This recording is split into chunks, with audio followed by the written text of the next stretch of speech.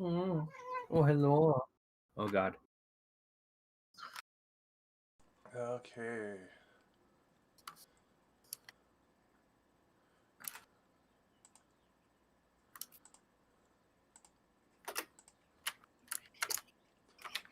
Oh, get off the keyboard, baby.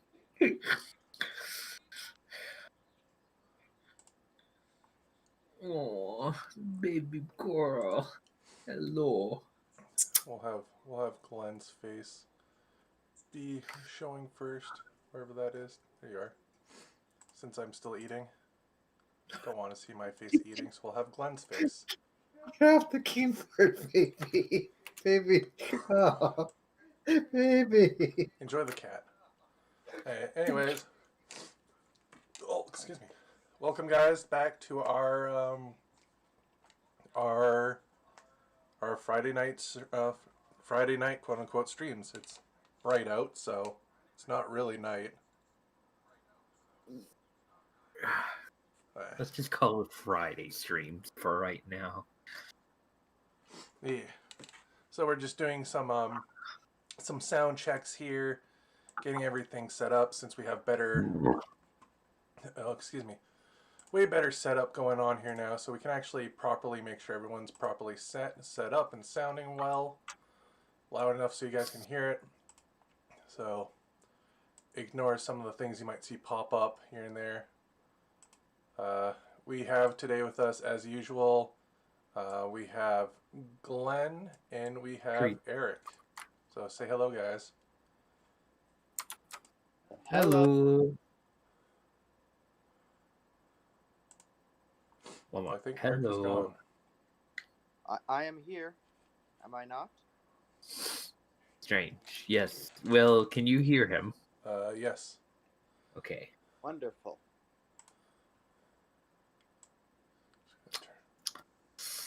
Oh, my back. Here we go. So yeah, yes. Hi. It has been a while since we have streamed on here, at least. Yep. And yes, I know it has been a while on my channel. I have been busy with work. Yeah. So it's been a while since we've had one of these Friday night streams. The idea, for those who might be new to it, is we get together with guys, seeing as COVID has hit everyone hard. So to kind of help you guys with social interacting, like playing games when you can't play in person, we, instead of having our usual Thursday night D&Ds, Saturday day Warhammer days, or Friday night Magics, excuse me as I cough up donair, we are going to be running these community driven sort of Friday hangout, 3 p.m. to 8 p.m. MST. The first 2 hours, like now, is going to be recorded / streamed. It's not going to be a professional stream. We're still learning. We're still building. Things can go wrong. So it's not ran by Wizards or anyone in particular. It's just ran by the guys who play, who want to continue playing, and kind of share with you guys who might be watching. So going into that, the reason why I don't see any of my stuff right now is I'm still eating, setting up stuff. So we'll have Glenn just kind of sitting there playing with something. The backup tripod for my mic. But I can't say it's one of the best ones because, it's from Amazon. So, of course you would see something. It's hard to tell now because of lighting, but there's a little crack right here. Yep. So, and then of course also we have Eric with us. Today we're going to be chilling, I'm going to do some painting later on into the thing. We got the new, as you can see behind Glenn there, we got the new Pokemon. Oh, yeah. We got the new Pokemon set coming out. As a lot of you know, personally, excuse me, I'm not a huge fan of pack opening channels. I think it hinders the community more than it helps. But to celebrate this new release and to kind of celebrate us coming back, we're going to delve our toe into this black lagoon that is the pack opening YouTube-ness.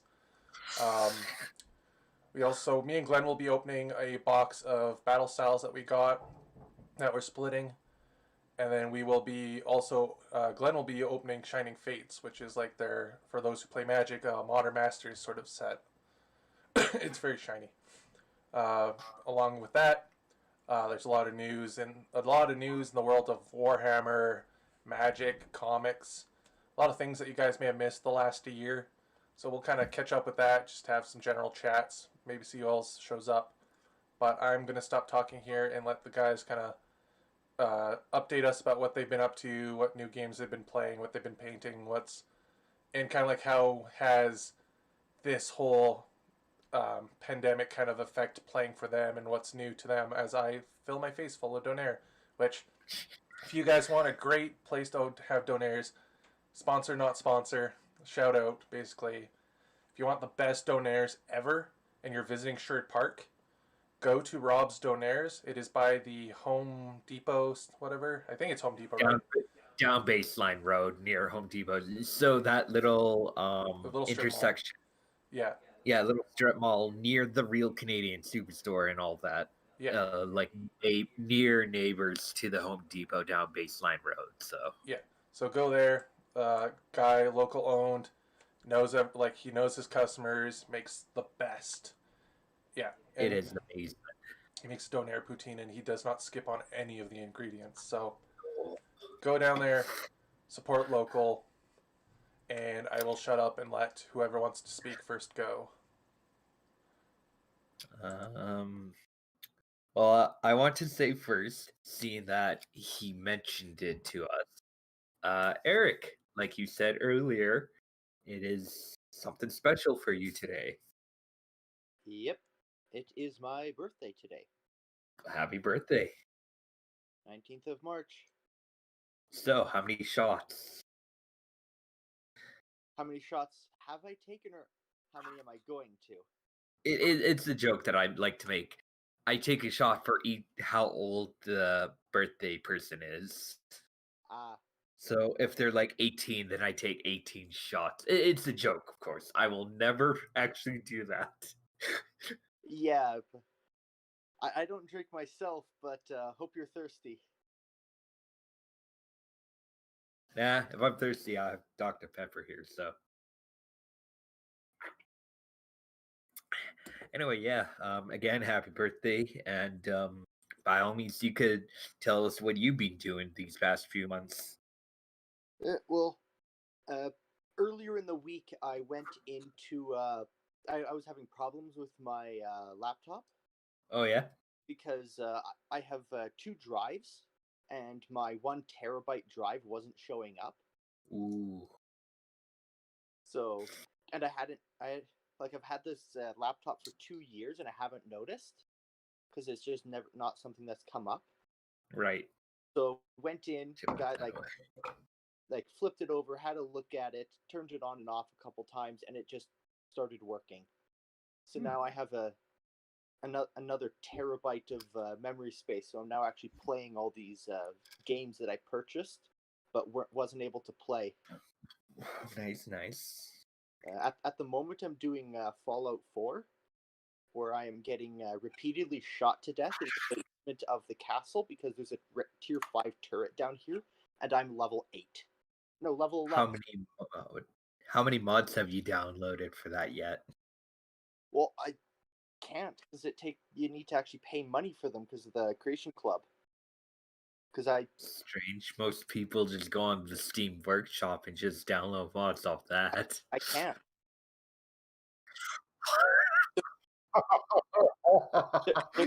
Steam finally caught up with that. Oh my god, I love it. There's no Steam Workshop for mods, so I don't have.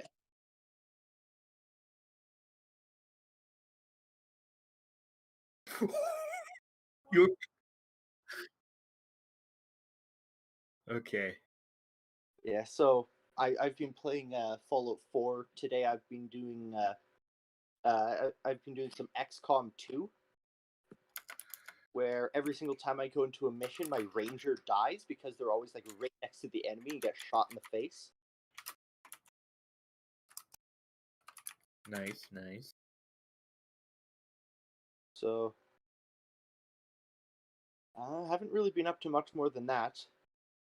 No new paint jobs, no new models to buy, stuff like that? No. No, interesting. Not really any new models coming out, and I have most of what I want. And I'm probably not going to buy many more models before we actually get to go and use them and actually play. Well, I mean, like, it's always not bad to buy more models just in case things change. Like, heck, I just got my Reaper today for my Drukari. A Forge World model, in other words. Next week, though, for all you Drukari players out there, next Saturday is our day, and all we could hope for is a Vect model in stats.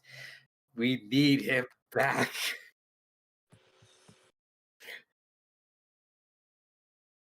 Where did Gigi go? Is she in your room?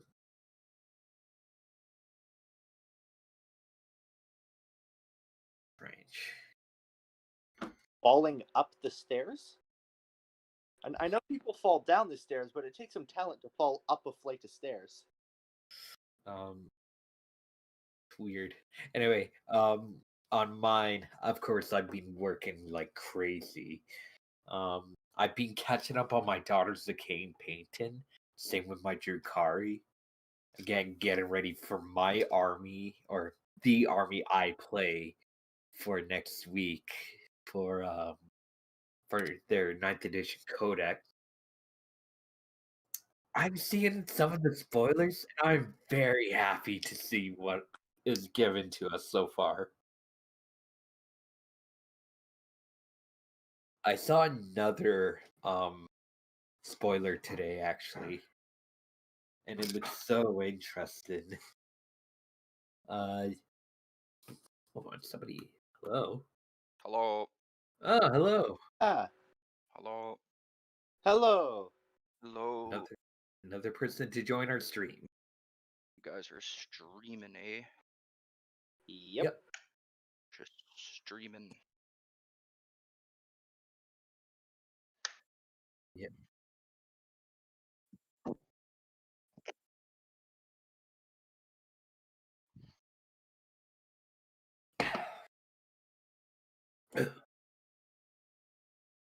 Yes.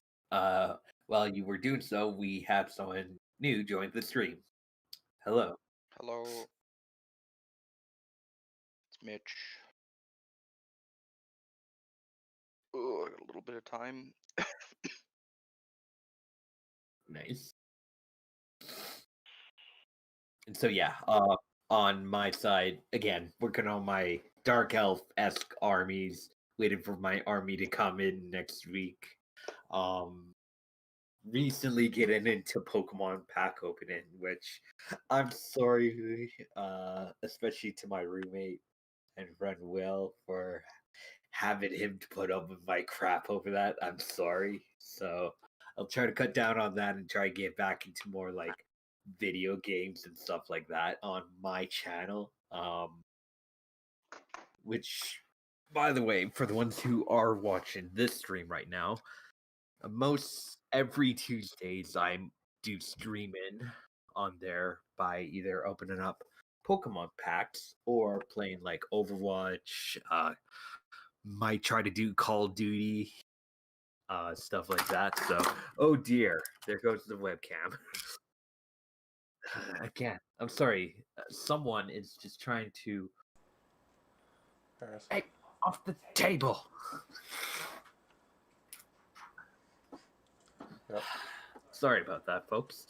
Yeah, so every Tuesday I go ahead and stream up some Pokemon pack openings or like play games, stuff like that. Tuesdays are mainly my free days. Aside from that, it all depends on when I'm off or not. So probably tomorrow I might be doing some streaming. Probably even Sunday as well, play by ear. But yeah, that's it for my end. Having to go through the continuation of this godforsaken virus. Yeah. It's going to be so nice when everything clears up and like we're actually allowed outside. Oh yeah. I cannot wait for that. And I heard vaccines are just starting for people recently. So Yeah, I'm happy about that. Yeah. Yeah, like 70 plus, 80 plus. And soon to be indigenous people at a younger age, like Yep. 40s or so right now Yeah. at the moment. So People with disabilities are also eligible. yeah. Technically, brother does apply for that one. Mm-hmm. Oof. But yeah. I'm gonna wait for the Inuit one myself. So Besides that, how's your day been, Mitch? Have you been doing any gaming today? Just kind of started. Gonna be probably starting some work on my Canicum terrain. I got Whoops. what are they called? Like the haulers? It's like the set that comes with the crane and the Oh track. yeah. So yeah, probably be maybe working on the crane a little bit. Got plans later tonight. Spend time with some family. nice. And yeah, no, just checking in with you guys. Apparently there's been some really cool Dark Eldar leaks. They're getting a bunch of stat line changes, which Yep. is interesting. So Yep. I'm curious to Yes, see is that- what gets modified. So I'm so happy of one of the new command points that'll be coming out soon. So it's Agent's Effect. It is a 0 command point stratagem. If my opponent uses their stratagem, not including command reroll, Yeah. for the rest of the game, that command point costs 1 more to cast. So like Endless Cacophony, for instance, right? By default, I think that's like 2 command points if I were to think correctly.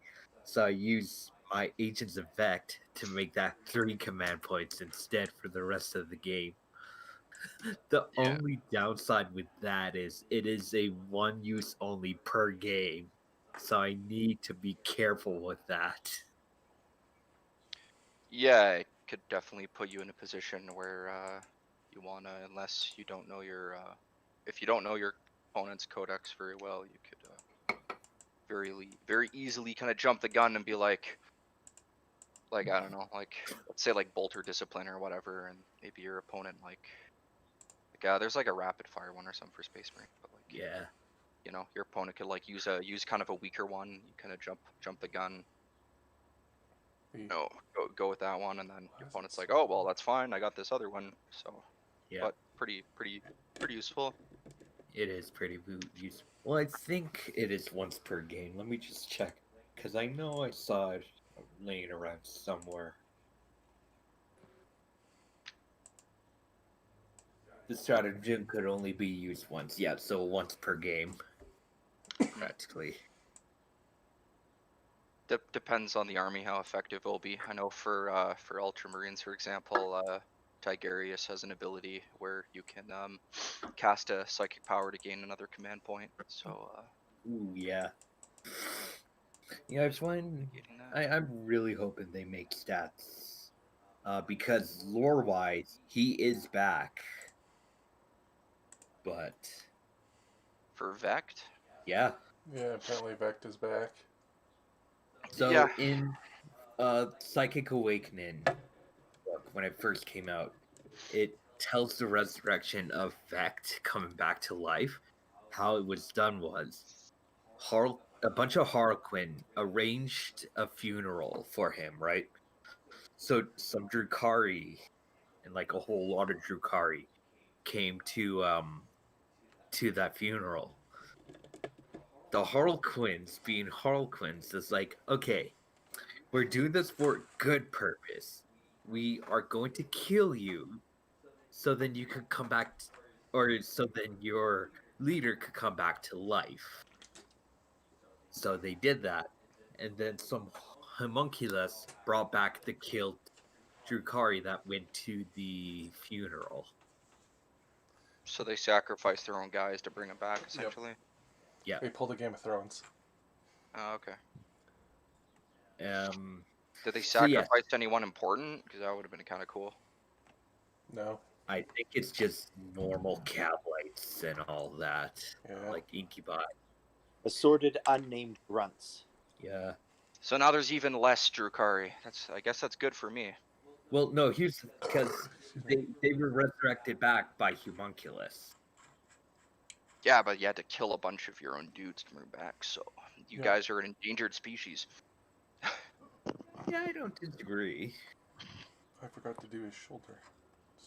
Soon to be extinct. But again, like I was talking to both Will and Mitch here, if they ever brought back Vex model-wise, of course they would have to bring back the Dais of Destruction.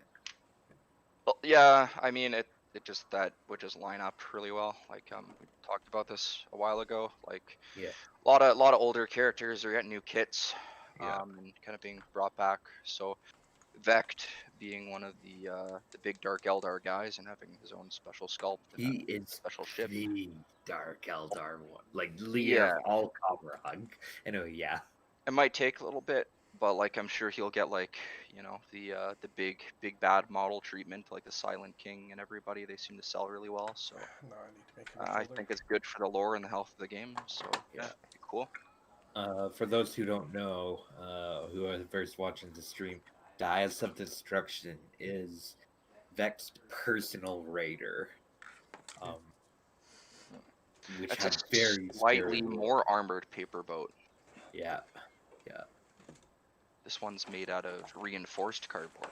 Reinforced cardboard. Fancy. Oh, it's over there. That's. I've been seeing some of more of the rules, and Scourges are now 5-up involved instead of 6-up, so it's like. Looks like they're losing the feel no pain, like Death Guard and stuff. Cause I don't like that. I do not like that. Still, I know it's true, but I don't like it. I can't understand it, like why they're getting rid of it, because it does like the feel no pain kind of slows down the game a little bit. But yeah, that's true. it's like at least if it was like just for Dark Eldar or Death Guard, like it would suck. But like everybody is getting their feel no pains removed pretty much. So. Ooh, excuse me.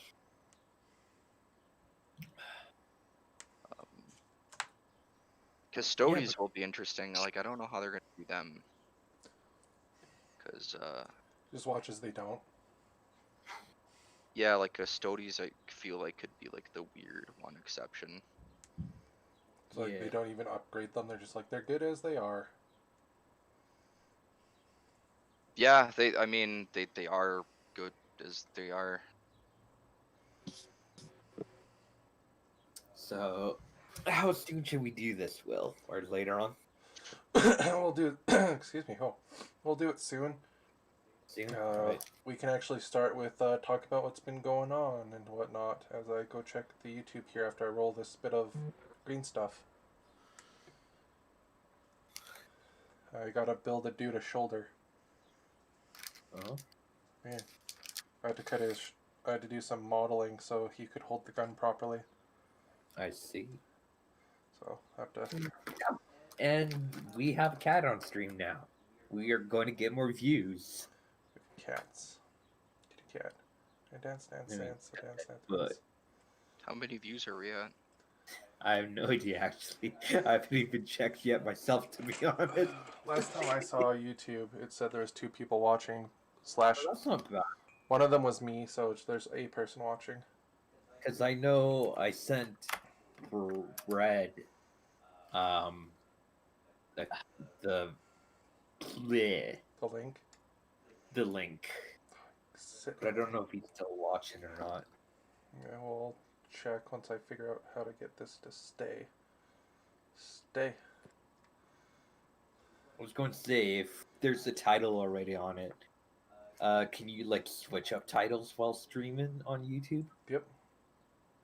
I was going to say, probably with more views, we could put up like cracking up battle styles for shiny Houndoom. Good. I just want Because this I green know, stuff to stay. because whenever I do streams like that on my channel, there tends to be more people coming in to watch. So No. look at this cat. Trying to get Butt this scratch. green stuff to stay. Butt scratch. What you're working on, Will? I'm building a dude a shoulder. A shoulder. A shoulder. But the green stuff don't want to stay. No.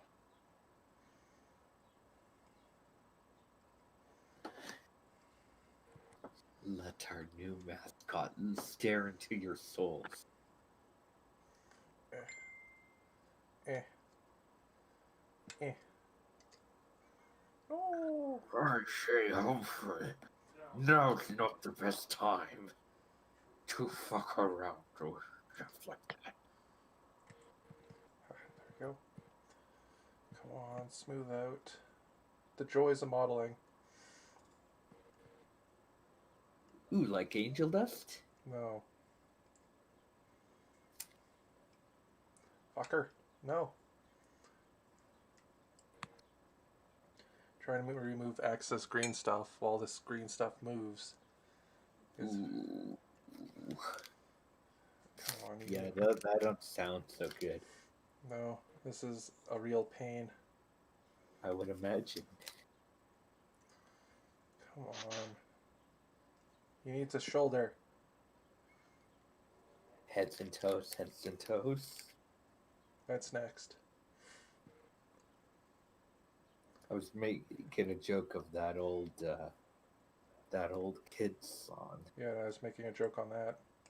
Oh, Come on, just... I see. There we go. Got it. Got him. Got him. Got the excess green stuff cut off. Good. This, I just yeet, delete into the arm, and it should look like cloth, like scrungy cloth. At points whenever I head to work, I always get the question about cheesecloth. The fuck are those? It's Cheesecloth? It's a type of cloth, typically used in the making of cheese. Although it also works as a something like a strainer. You use it to strain out objects. Never in my 26 years have I ever seen or heard one of those. well, they Until don't when really I use started them there. now, Miney. They don't really use them nowadays Yeah, not that much. because we have I machines. like 2 years culinary arts, and I think I used it like 3 times. Okay, I think that is that. Did it fall out? Did it fall in? I don't know. It fell somewhere. Anywho, Gigi, smell the card. green stuffed. Which one do you think has the shiny Houndoom in it? Anyways, he dries. We're going to work on you instead. And I got a message.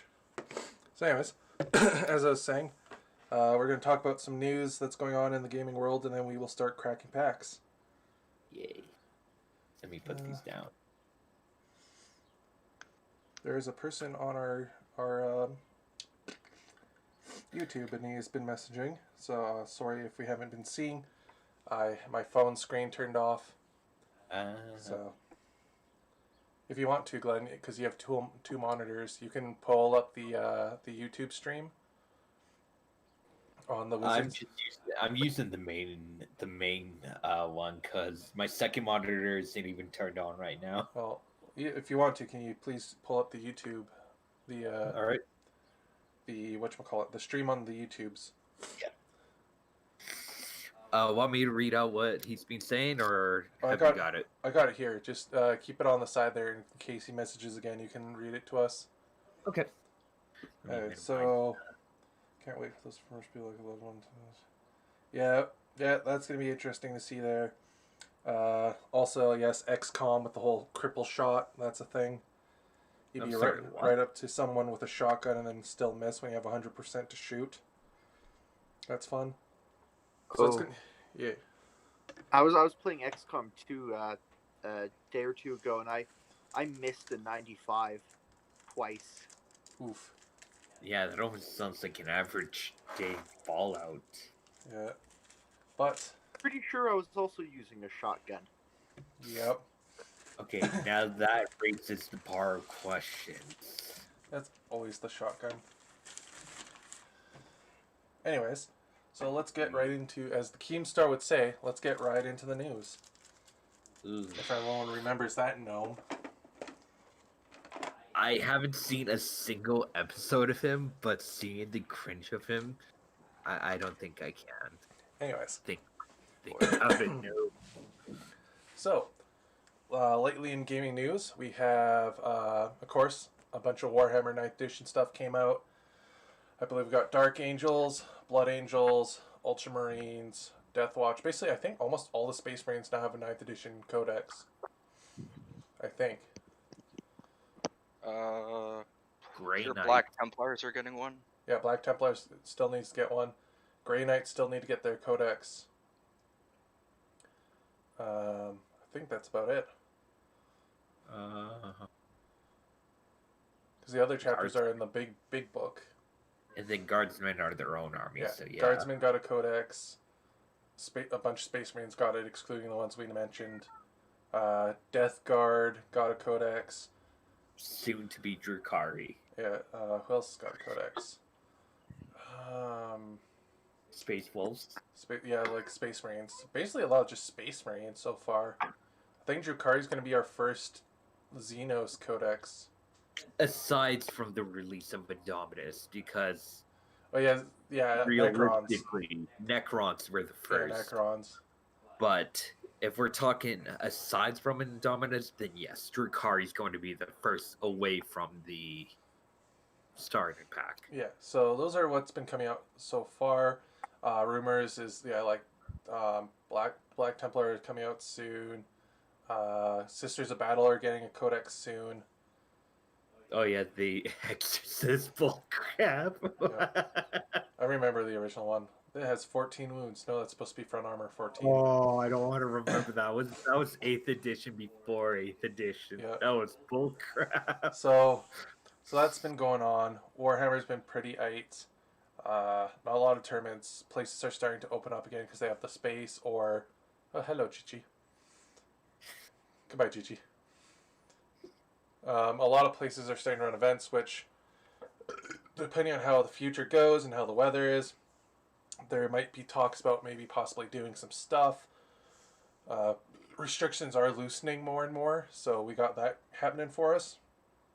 So keep an eye out on that. But hopefully, worst case, stuff might happen outside. So like outside a fence or booking. There's a lot of things you can do. Again, like I said, nothing official yet. Just keep an ear on it. But in the next few months here, we might make up an idea or something to run events because we want to get you guys back in the store and we want to see you guys again, and hopefully this vaccine will help loosen more restrictions. But anyways, that's news for Warhammer. The new Sister and Dark Elder box is coming out. Oh, Piety and Pain. Yep. The new Lilith stats, though. Yeah. There's that new Balakor model that looks hella sick. Oh yeah. So, of course, all these things we're talking about. If you guys want them, we can pre-order them for you once they're available for pre-order. Which will again keep an eye on our social medias because some companies have restrictions on when you can do it. So again, keep your eye on that. You'll know when you can, when the official times are around. What else has been going on? I don't think there's much else. Do you guys have any news in the Warhammer scene? Like, did you guys hear about any crazy things at tournaments or list building, new models, new armies? Nothing from me. Nothing that I could think of. Oh, there's some cool things going on. There's that new Sisters, a battle tank that's been leaked with some preview images, which looks pretty cool, which is exciting. haven't seen the leaked images. I've just seen that one Games Workshop Yeah, image. yeah. It's like, well, it hasn't been leaked. It's sorry, I meant to say like it's been teased. Revealed? No, tease. It's a Teased. teaser image, which is pretty cool. So there's that. There's a lot on the Age of Sigmar side though. Yeah, what's happening in Sigmar? I haven't heard anything from them except for like Warcry. That's about it. Yeah, there's the new Warhammer quest. But yeah, there's box new Warhammer Quest. looks pretty cool. Cursed there's- City's coming out city, yeah. We're talking about like from a little while ago. There's the new High Elves that came out. Yeah, the Oh, Lumineth. Yeah, Yeah, Lumineth, Slanesh.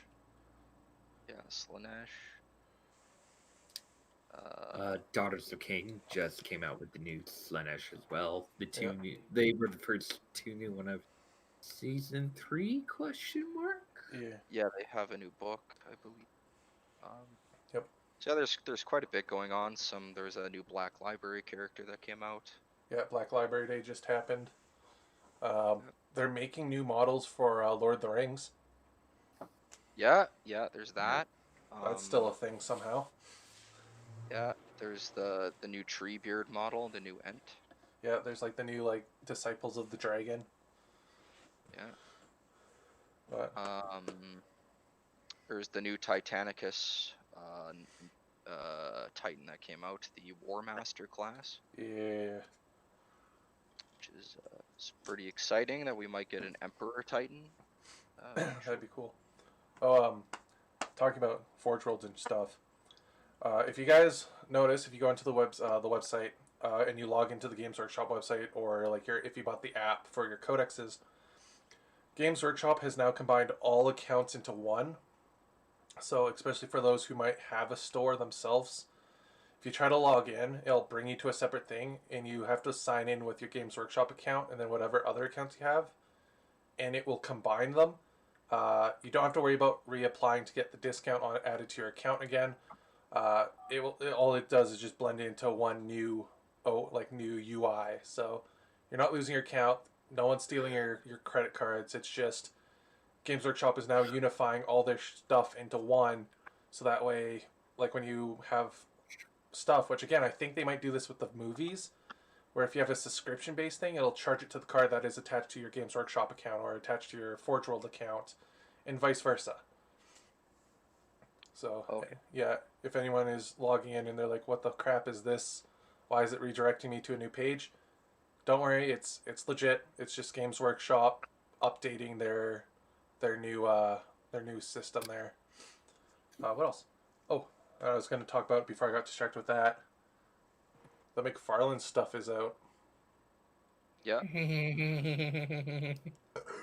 The cooler version.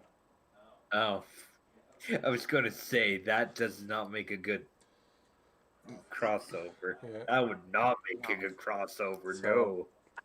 I got the sister. I got the they call it like the designer's cut or something like that, so she wasn't painted. So I primed her, and I'm gonna paint her up like my sisters, and then just pose her and then glue her in spot. That's the bolt gun so far. Took a few layers of spray paint, but I basically got it coated and primed. So Exciting stuff. hey. So I'm excited on that.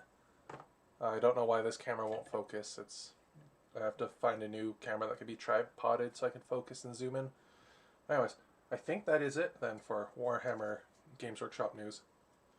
Yep.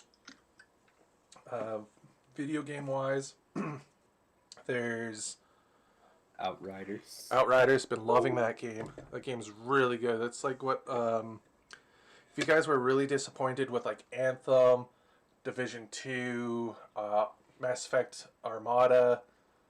Division 2 hasn't come out yet, though. How's it? Division 2's been out for a while. What?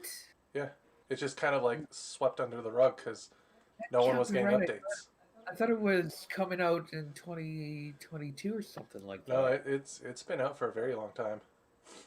I know the first Division was out, but when was Division 2 released? It was like 2018.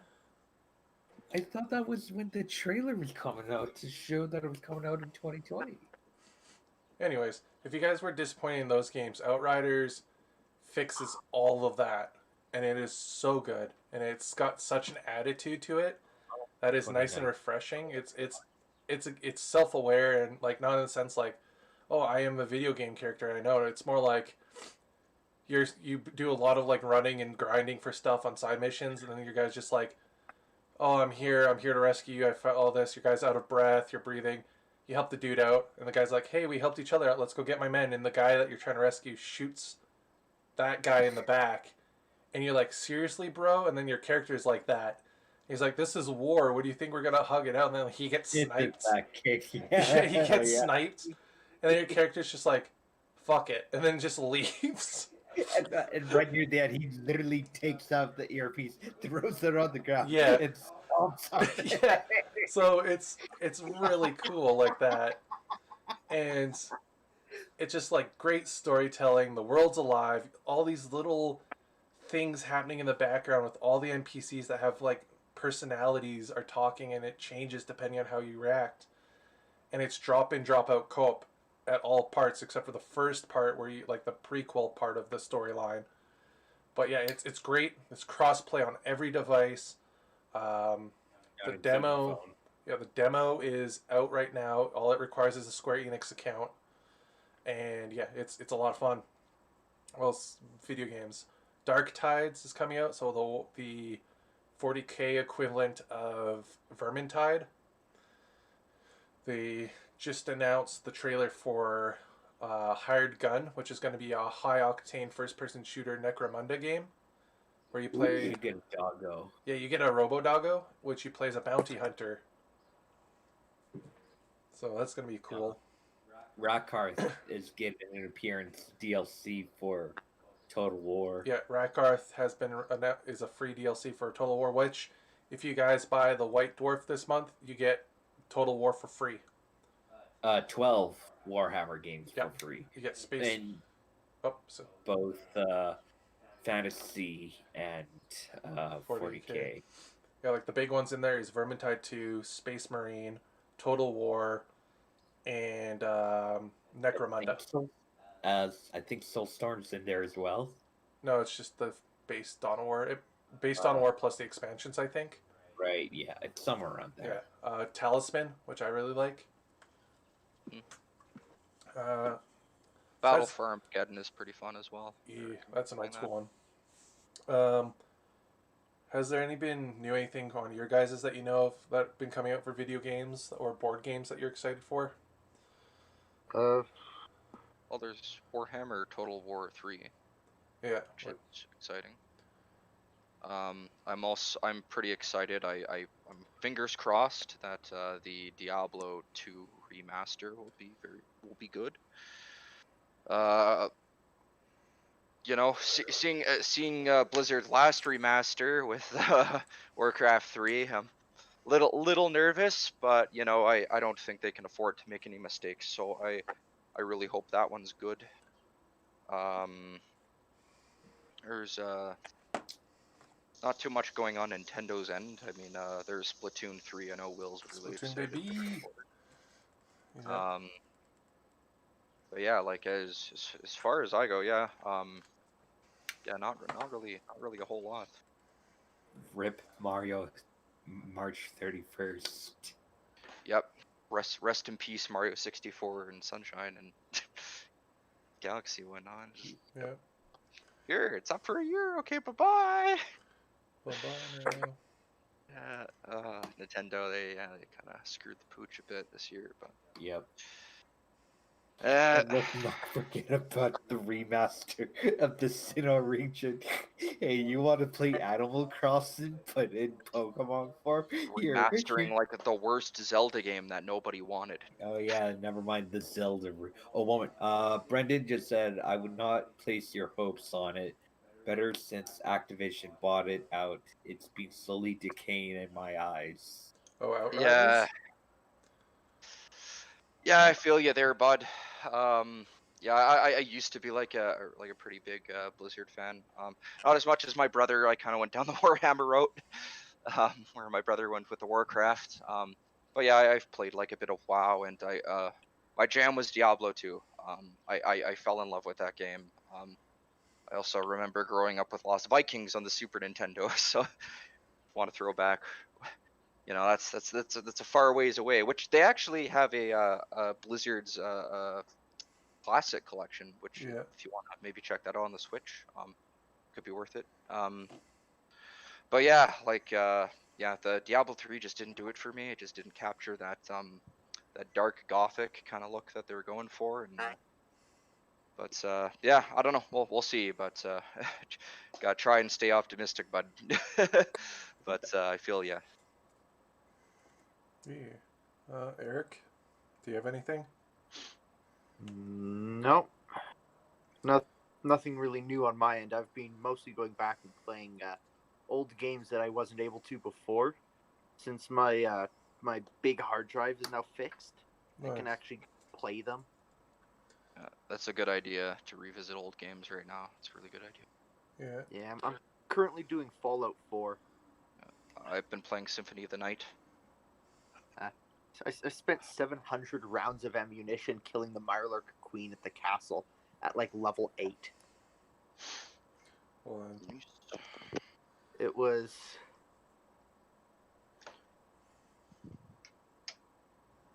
tedious. it sounds like it. Not much for me. Basically, Splatoon. I've been playing a lot more historical games, like sort of like games like Gloomhaven digitally.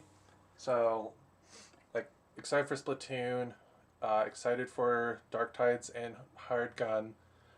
Hot Wheels is getting a brand new game called Unleashed, which looks really good. It's going to be a sandbox track builder racer game. Been actually having time to now play Cyberpunk. Been loving it. So that's just a lot of fun. What else? I've been playing a lot of games like Hell Let Loose, Postscriptum.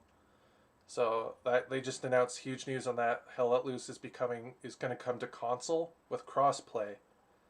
So that's gonna be a lot of fun. Huge, like 100+ person, realistic, simulated like World War II battlefield games. And they're also introducing Russians, so Eastern and Western Front gameplay. VR was sneaked in a conversation on Xbox, so VR headsets may be in the works on that. So that's going to be interesting. They are taking a while with something like that. Well, they like to make sure things work because after the whole Xbox 360 and then Xbox One DRM fiasco, they can't really release broken product. Or you could be like Nintendo and release a cardboard box. Yeah. Oh yeah, that was bullcrap. Yeah. Will you say that they Just the bought cardboard Bethesda?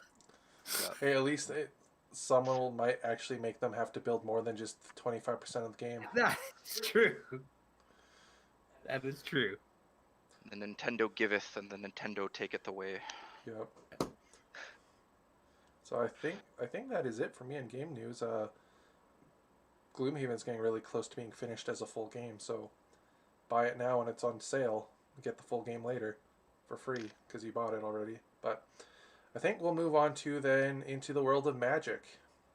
I know Eric and Mitch, you guys don't really play Magic, but it is something that should be mentioned because it does greatly affect how game stores have been working out and stuff like that. So for those who are watching who play Magic, we all know that some new sets have come out. There's those secret lair boxes that they've been releasing, whatnot.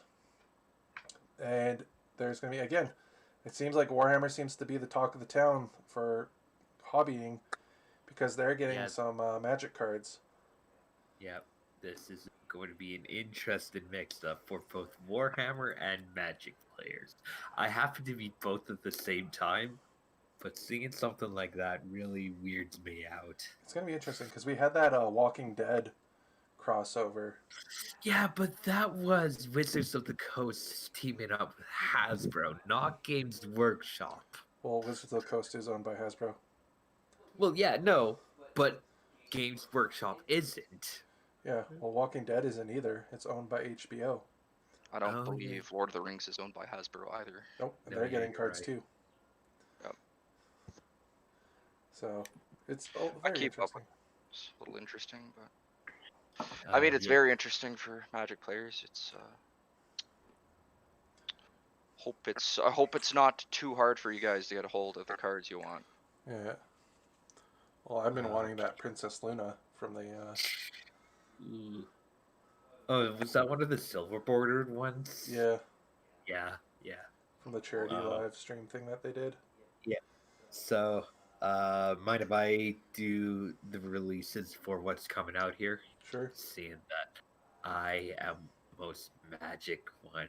Well, we have our friend Voldemort, but I don't think he's in right now. No. He would have joined by now if he were to talk to us about Yeah. this, but no. So I remember seeing the photo laying around here somewhere.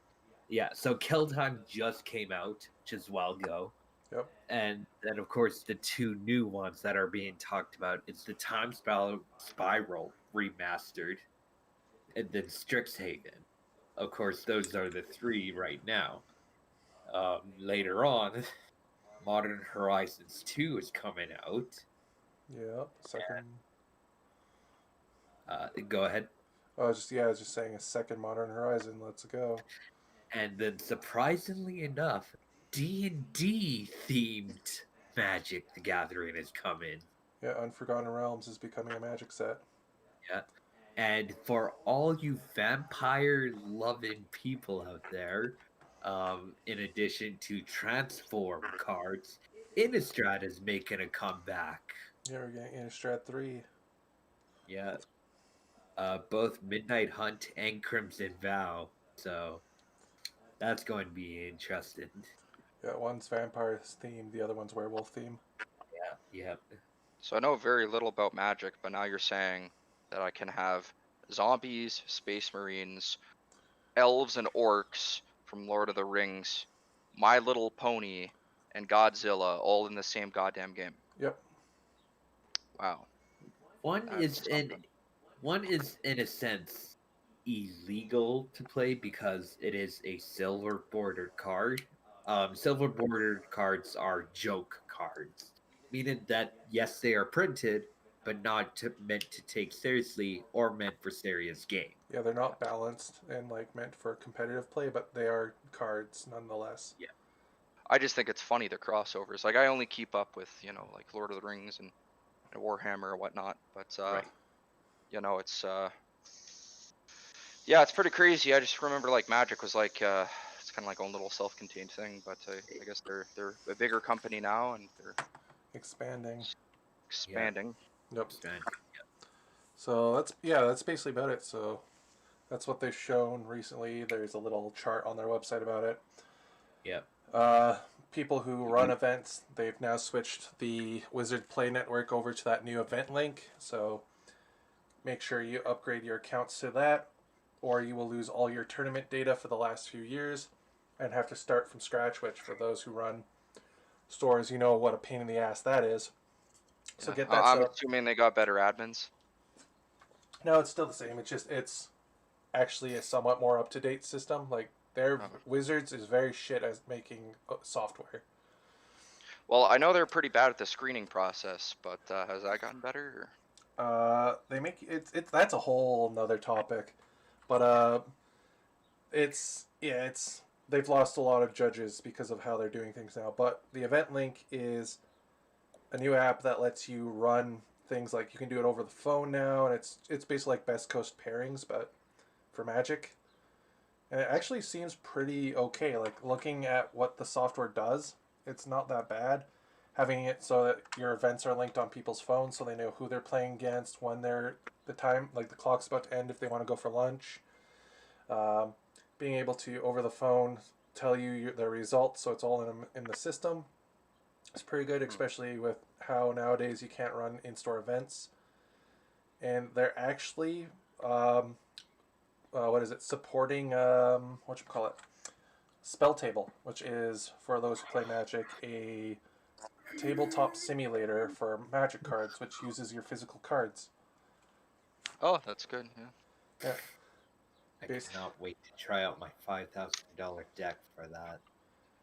Yeah, so you basically Oh my play with God. your camera pointing down, and if someone can't really see your card, they put their cursor over it, and it tells you, like it zooms in, and it tells you what the card does.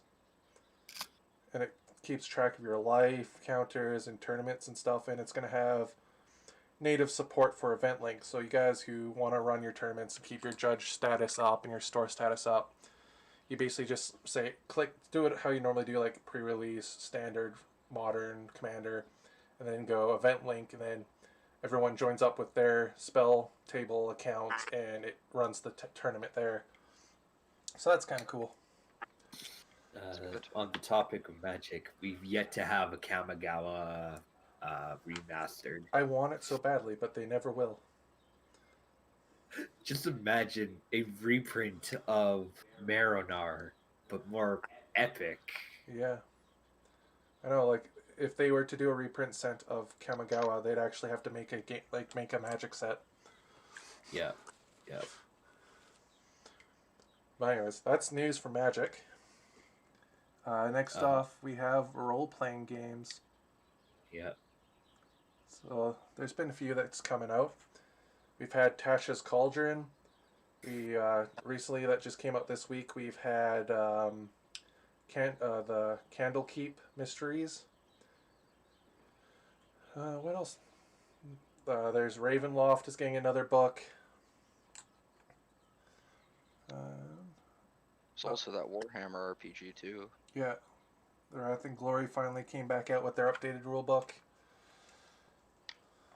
But yeah, Candlekeep was cool. Candlekeep was a book made by the community of all like murder mystery-esque sort of scenarios that are meant to be put into the middle of a campaign you're already running, or you can run them all together in a semi-campaign-esque sort of feel.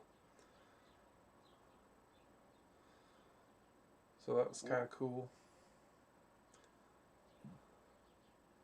We've already talked about Tasha's Cauldron. That was a huge conversation we had with Eric in our last video / our hangout. I got my hands on the last one in the store. Yep. The day it came out. So that was a very popular one.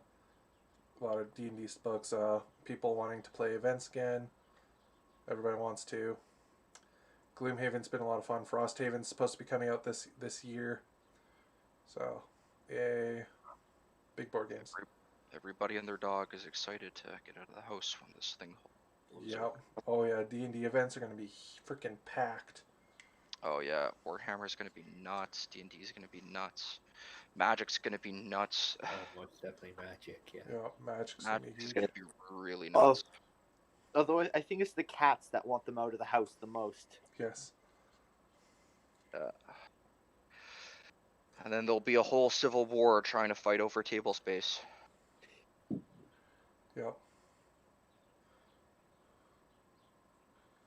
Besides that, I think that's it for the D&D side. There's like FAQ update thingies that happened a while ago.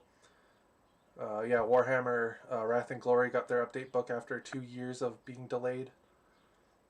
Age of Sigmar has a book called Soul War. That's actually pretty good, or Soulfire, something like that. And I think that's really about it. Not like little games like Monster of the Week is now in stores, not web exclusive. Board games, not really much that I know of that's coming out. But that's about it. I think that's really it for news. I think so, yeah. Nothing that I can think of. Yeah, like basically it's just personal stuff. Like the Canadians are getting released for Bolt Action, so they have a starter army. So I'm going to pick that up. Nice. What else is going on that they're doing? They're getting a new starter set, so it's going to be like the Pacific. So it's like U.S. Marines versus the Japanese. Nice. and then they'll work on moving into newer stuff like Korea and Vietnam. Do they have a Passchendaele?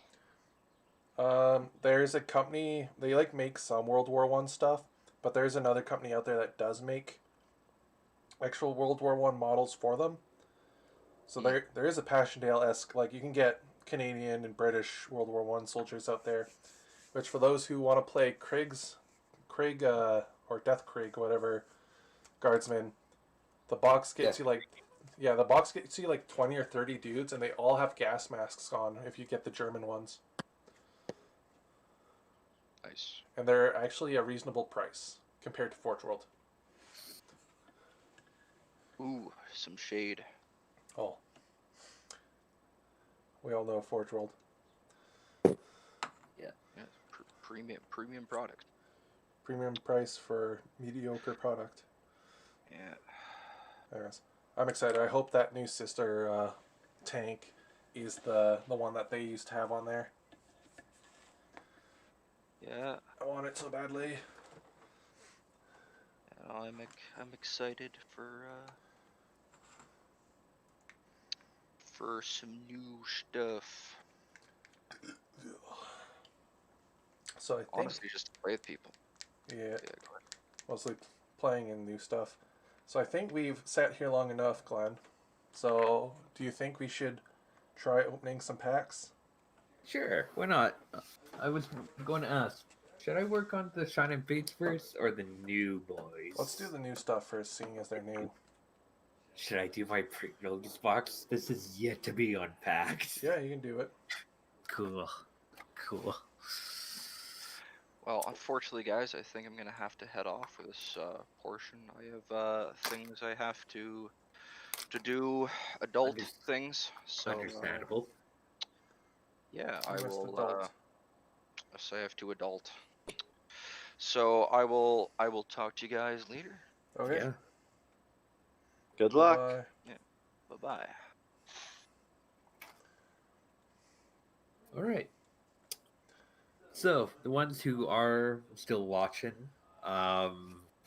every Tuesday I go ahead and buy myself packs of anything that I can find and open up on my stream.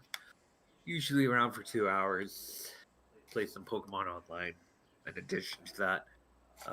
But from today until Sunday, I have nothing to work with except for this. I mean, like, I could try to buy myself another Trainer Elite box, but, like, aside from that, I could also get back into games like Overwatch and all that, so. Yeah. But without further ado on that, let's go ahead and try to find ourselves a shiny golden Houndoom. Get that trash out of here. I know what I'm looking for. Pre-stuff. Get out of here. Huh, strange. What? How come I had a small pack when it was pre-released and you didn't? What? Anyway. Well, that one time when I was streaming on my channel, I saw like a shit ton of these pre-releases packs. The garbage. Yeah, because you get like some tape to it because you couldn't do events. Okay. They got extra packs. So let's go ahead and show off our QR code. Unless if you don't play Pokemon there, sir. I don't know. Well, you can Should still I- share it. It'll be saved on our YouTube, so Yeah. first come, first serve, whatever. Okay, I'm gonna have to focus this then again. Yeah. Ugh. Okay, I'm going to do it at a distance. Yeah. For those who are watching as Glenn's trying to fix his camera, if you want to join us and like have your voice and opinion heard by us, or join later on when we're not streaming and just chill with the guys when we play some video games or paint more, the link to our Discord is in the banner of our YouTube webpage, or in the description, it should be, of this stream. And of course, if Glenn wants to, he will put he has his Twitch in our Discord page, so you can click on that and watch whenever he goes live.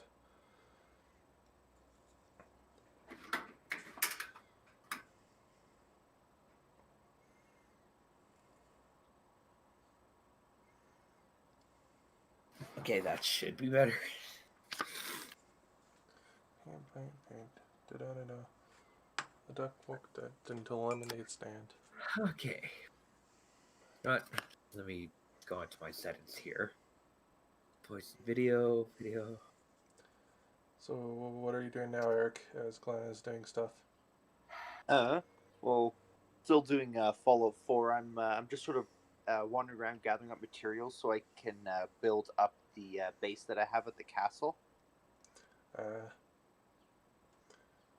And Strange. so in Diamond City, Whatever, I'll find it. there's the Arturo, the gun merchant. He has a number of ammo boxes behind his in his little stand. Rapid strike energy. You can actually crouch down behind his little stand to become hidden. Shit, nice. And you take his ammo? I'm currently stealing all the ammo he has on like his like ammo boxes and like duffel bag. Oof. Oh, heat more. Okay, like, is there like, okay, I might have to get onto my video cam settings by itself, like, web camera. What are you trying to do? I'm trying to like focus this camera. Is it the live streamer camera? Yeah. It doesn't have a focus. It's meant just to be like a face cam. All right. Well, sorry if this is bad quality. This is the pre-release box, by the way. Yep. Oh, look at that sleepy Onyx. So sleepy.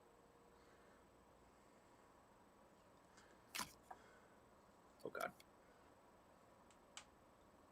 What if I got this shiny golden Houndoom, though? That would be awesome. Ooh, just take tape? Oh no. Choose a trainer from discard. Then ask your opponent if yes. Put that card. Huh. Yeah, a card where you have to ask. Sorry. I was gonna say I've heard that this Battle Styles actually has a really bad pull rate for good cards. Like there's less like special stuff and all that compared to the older sets. Ooh, yeah. 60 damage just for a V-bullet or 120. Discard all energy from this Pokemon. That's gross. Ooh.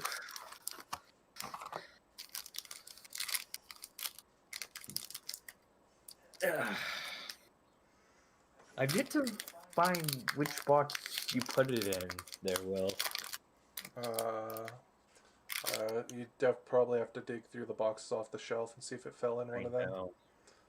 I wouldn't be surprised.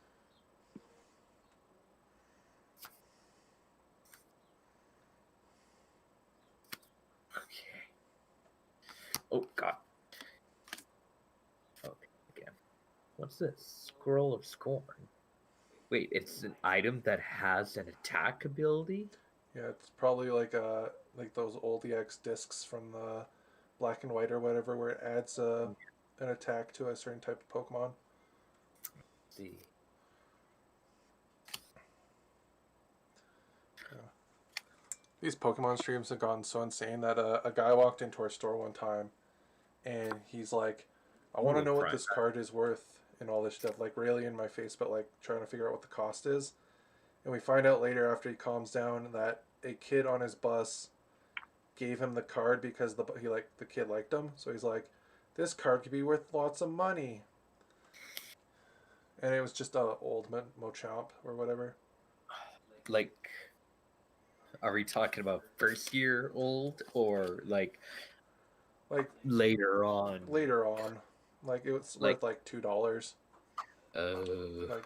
Like old enough that it's like old, but not like jungle fossil. Oh, that costs a pretty penny doing one of those. Yeah. If I had like a good amount of money, I would have spent it on one of those just for one of my streams. That would be an interesting stream. What did you think? That's like a stream you do when you have when you hit like 1,000 followers or something. Well, I'm slowly getting to 100.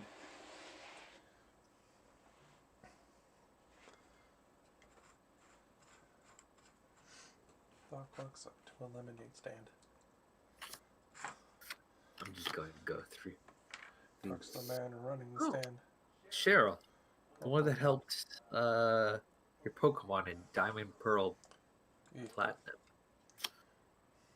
Spearow, the Dick, Parcherisu, Cherub, Cherubi, I mean, behind Hello, foe. GG.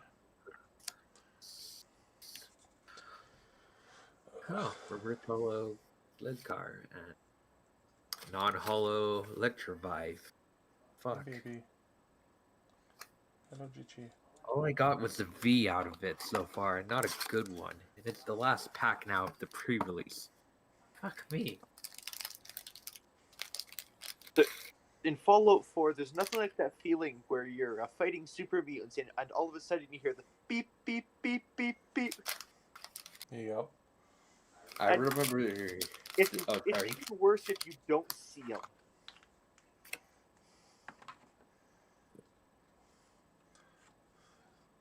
Jeez, yeah. Does Fallout 4 still have like the stealth boys? Yeah? Yep. There you go. I'm sitting here looking down my sniper scope at the compound of super mutants and just all of a sudden just beep, beep, beep, beep. I'm like, no. I remember this one video, and Will, you would know which one I'm talking about here.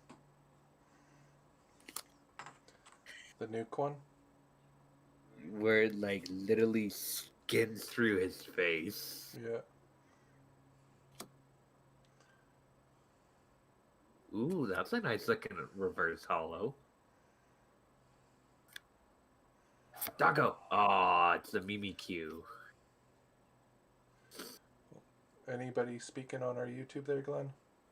Aside from the Brendan from last time, from about the Activision thing, nothing else. Alright. That super mutant has a rocket launcher over there. I don't Alright, think we it would got- piss him off. Well, that would probably be a smart idea. Anything on the would be Discord? also smart ideas buying me a second cat. Not that I see.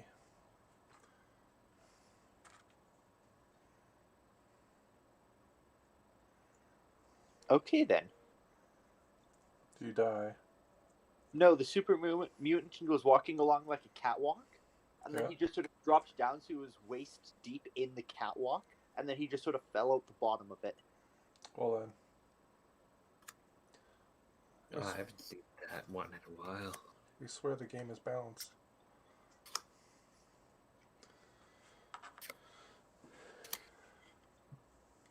I'm shooting these super mutants and they're not falling over. Put like 3 stealth attack sniper rounds into one dude and he's still running around trying to find me. Yep. Oh, that is a reverse hollow. Weird. That is a weird reverse hollow, don't you think? That's Could kind of even- cool. Yeah, but you could rarely see it. Yeah. I can see it in the camera. Yeah, that's true. Mantis, that's the rare. That's like pack 1 of 11 for the regular packs. The only thing we got so far was a Mimikyu V and a Victini V. Yeah. Why don't you because we're hitting the 130 mark here, Glenn. Why Right. don't you open up a Shining Fates pack for us? Okay. And you save the rest for your stream later today, maybe, or Tuesday. Or tomorrow. Or tomorrow. Yeah, or tomorrow. Oh yeah, no, I think Tuesday will work. And that way, if people who watch this video or who are watching now want to continue seeing you open packs in a better setup, can Right, yeah. join you and see what you're going to get later on. Yeah. Well, all right, let's go ahead and open up the Shining Fates here. Oh, what you need is you need that Zelda like opening the chest, Oh, this, Type yeah, the thing. sound effect. but for every single card. So like you play it in its entirety, every single card. Takes you like an hour to go through like 20 cards. But hold on, Will, what if this is the card? That would be funny. But I don't want to do the same incident as that one person. No. Just do it. No. What Well, did don't that one bend it. Just open it. I did open it. Oh yeah. Well, then show us what it is. All right. what did that one person do? He He bent it. bent it, and little did we know that he bent was an $1,100 card. Now Oh. it's $900. Yep.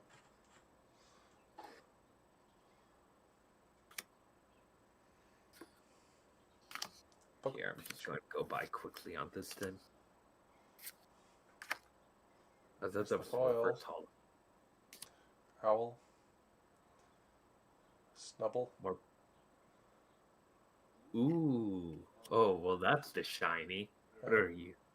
Oh, Copperaja. Yeah. And It's a fox. hollow Sneevil. Sneevil. Well, let me keep this on the side. Sure. Because I have to. So. Alright. I feel like trying another one. Should I do that or no? And we'll save it for yours. Alright. So, I think with that, I think that's going to be it for the first half here. Uh-oh. Oh, what's going on with Eric? Mutants just spotted me. One of their hounds ran up, and the rocket launcher hit a, and I died. The first rocket launcher shot hit a dead tree in between us. Yeah. The second one killed me. It didn't even hit me. It just landed near me. Damn it. Yep. I am such a low level to be trying this. Then why are you doing it? Quest. Well, then do something else first. Level up first. Buy me a second cat. Do you really need a second cat? Like, are you actually giving the one that you have enough love? Too true. Too true. Because that's the problem with like those like crazy cat ladies where they have like 20 cats. You have all these cats, but you can't give each of them enough like attention that they deserve. True. True. Well, we can move on to a game if we want to play a game together. I do have to get ready for a Warhammer game later on. Yeah.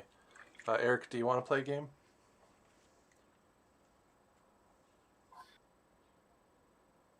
Eric? Yeah. Did you want to play a game?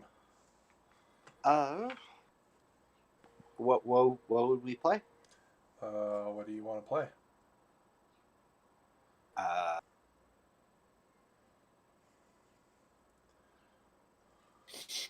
Brendan just said it's okay to have a lot of cats. They socialize with each other as well. Yep. That's fair. See? Even our viewer says it's okay to buy another cat. I didn't say you shouldn't. I was just you should have all the information before you do. True. He also just said just have to make sure food and litter boxes are good, to be honest. Yeah.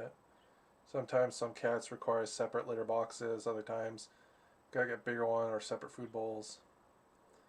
All that stuff. All that jazz. Let's see if Yeah. I can going You out. like jazz? You like jazz? I can't believe DreamWorks decided to make that monstrosity of a movie. It's amazing. Then it became a fucking meme. Yeah, that's the whole movie is a meme. It's so weird. That's the second cast of Seinfeld to be in a rated E movie. Yep. If you remember, I don't know if a lot would remember, but there was this one rated E movie, like in the early to mid 90s. One moment.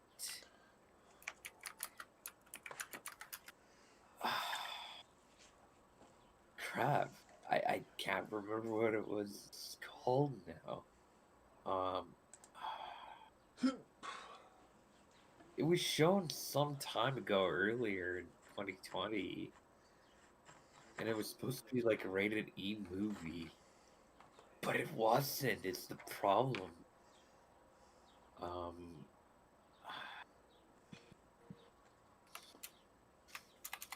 But the antagonist of that one was Kramer. Was by Kramer from Seinfeld. Yep. And it's like thinking of that, like, why? So that was one at the time where people are using people's names to make movies. It's like the whole like Aladdin thing with Robin Williams. I think so. So they're Again, using people's names to sell. Yeah, you were saying I interrupted. I'm just trying to remember the name of it. It's the weird thing. Well, actually, we could if you wanted to, Eric, we could share play Gloomhaven Digital so you could try it out. Yeah, could do that. I'm at the moment I'm waiting for the super mutant suicider to sprint closer to me so I can actually shoot him. Because I have 2 long range guns. One of them has a scope, the other has damage. So I'm either using a reflex sight to do sniping, or I'm using a scope and like no damage. As is tradition. Oh crap! Here he comes. I missed my shot. There we go. Of tequila? Tequila. I remember seeing this screenshot where it was like a super mutant suicide. It's like, only one of us is gonna survive this. It's like, hang on a minute. Oh, Problem Child was the movie I was thinking of. It was like, some kind of 90s. Oh, shit. Well, okay, one moment. Sorry, I interrupted. I just said Yeah, it was in 1990, and the antagonist was like the actor of Kramer in Seinfeld. Interesting. Yeah, so some suicide bomber ran up and said there's only going to be one survivor. It's like, oh, yeah, it's like a super mutant suicide. Like, only one of us is gonna survive this. He was aware.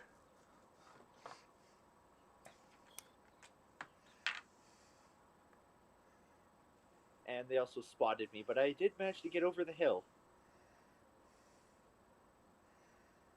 Nice. Nice. I'm surprised a laser musket. I'm surprised they can't just see me normally because my gun is literally glowing. A laser musket? Yeah. Hi, baby. It's a weapon from Fallout 4. It's like a laser rifle, but you have to crank. It's like a hand crank. Like every crank is like an additional shot. Oh. You can stack up depending on how far upgrade you have it. You can stack up to 6 shots. So you can fire with one pull of the trigger. You can fire multiple laser shots overlapping on each other. I see. I had one that had the legendary modifier 2 shot. So for every ammo, it gave me 2 shots. And I had it as a 6 crank capacitor, which is the highest it goes. So I would fully crank it. I would aim at something. I'd pull the trigger, and it would just 6 like super powerful laser or 12 because it was a 2 shot. And I would point it at something, and I would just delete it. I was like one-shotting like anything I came across: death claws, behemoths, mirelurk queens, the lurkers of Far Harbor. Like, if I hit it, it died. I got a question. What? If I streamed on Tuesday, and if I were to get myself another elite box for it. Shining or hidden? That's a question.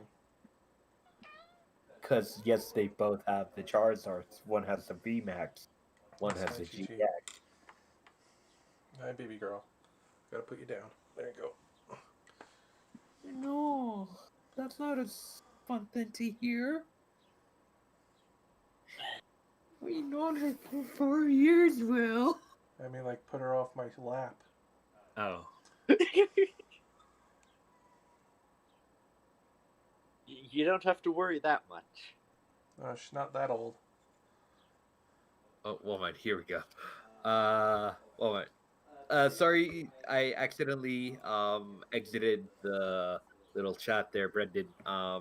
He said he would see how my cat socializes with another cat. Not sure if they would still do and play dates, kid schedule, see my going on. Okay, and then Kramer's boss tier character. Yeah, Yes. yeah, Kramer is boss tier. You do.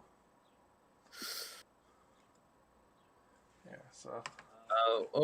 Will, one of our people on here says this is the part where I try to figure out if I'm allowed on the 18 plus chat. Oof. Yes, that's a younger age person.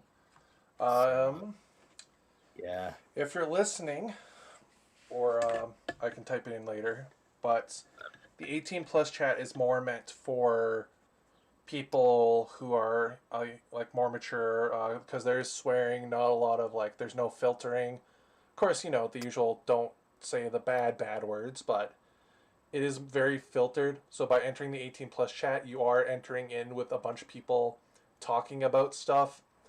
I would say if you have to ask if you're allowed in it, probably not. We are going to be wrapping up this part of the stream here very soon, so we will be moving into the all age chat. So we will meet you in there. Whoever wants to continue with us watching this, if you see it or you're coming here at the stream, feel free. Please click the link. Join us. We do the first hour half to 2 hours in the 18 plus chat recording, and then we move into the all age chat for the rest of the night just to play and answer questions and stuff. So that would be my response on that. Like, is May is Bay or is Bastion Cancer? Nah, just kidding. That's my own personal question. I think you got it mixed up. No. What are you talking about? I said that correctly. If May is Bay and Bastion is Cancer. You mean Bastion is Bay and May is Cancer? No. That is not how I worded it. I said if May is Bay and if Bastion is Cancer. Yes, May is Cancer. That's not what I'm saying, though, Will. What I'm saying is May is Bay and Bastion is Cancer. Yeah, I hear you loud and clear. You're saying Bastion is the best. No, I am not.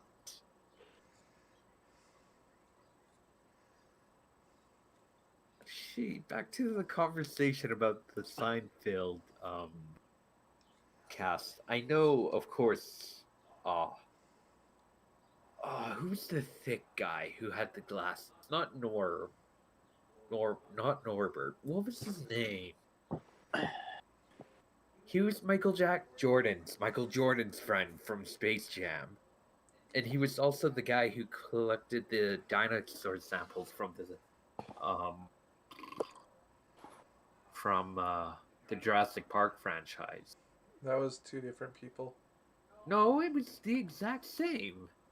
That was a different person. No, I don't think so. What? It's a different person.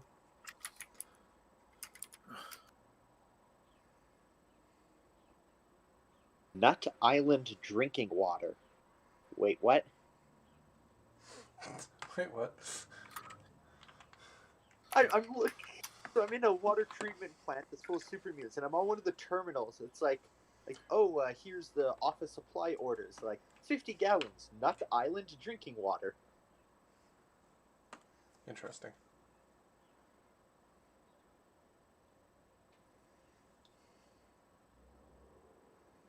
Oh, you might be right there.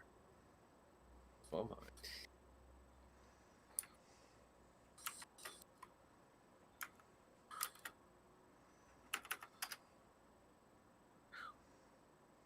My question though is, who brought a Molotov cocktail to their job at a water treatment facility? Someone who is thinking of the future. Well, considering it's still sitting in the bag, along with a gun made out of a copper pipe and a block of wood. Will, But Wayne Knight was part of those two movies. yeah, but I'm saying he's different than the guy that was in Jurassic Park. Was not the same guy in Seinfeld.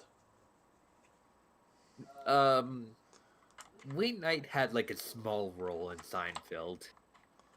Yeah, but he wasn't the main guy who was like Condenza or No. whatever his name was.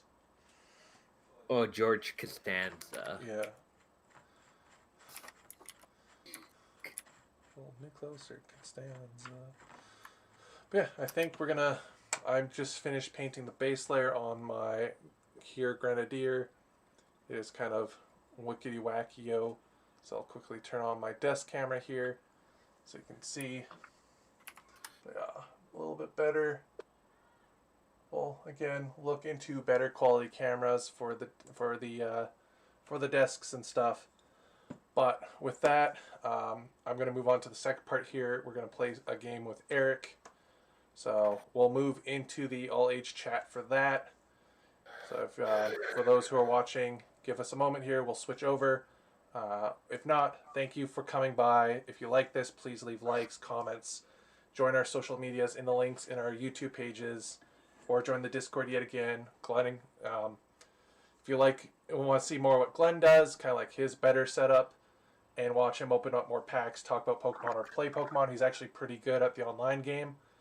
So if you want to watch him play and own some noobs, join him every Tuesday. Whenever. What's the time for you, Glenn, on Tuesdays? Mainly round 1. I start. That's if I'm not busy, but I highly doubt I will be busy around that time. So Sure. Do you want to put the link in the chat for us so that we can? I shall do that. Let me just bring Sure. it up. I know I had it around here somewhere. Here we go. So with that, I'm gonna set up the pause menu music, and we will be back. Yeah, thank you for joining. This has been the first half of Friday Hangouts with Will, your host, Glenn, and Eric, and a guest appearance of Mitch. So we will. It has. Yeah, we will see you in the next. We'll see you in the next part here.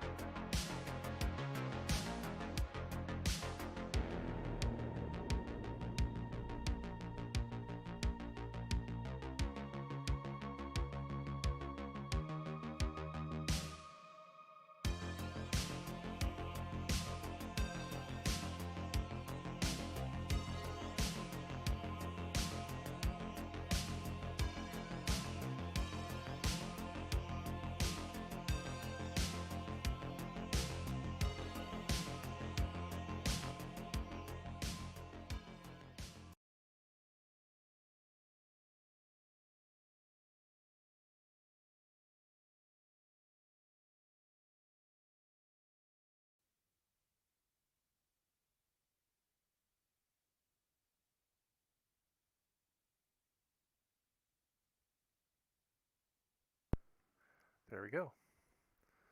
Okay. Eric, are you there? I gotta unmute you. That's right. There we go. Hello. Hello. Hello. We are back. Thank you guys for waiting for us. I'm on a different microphone, so it might sound different.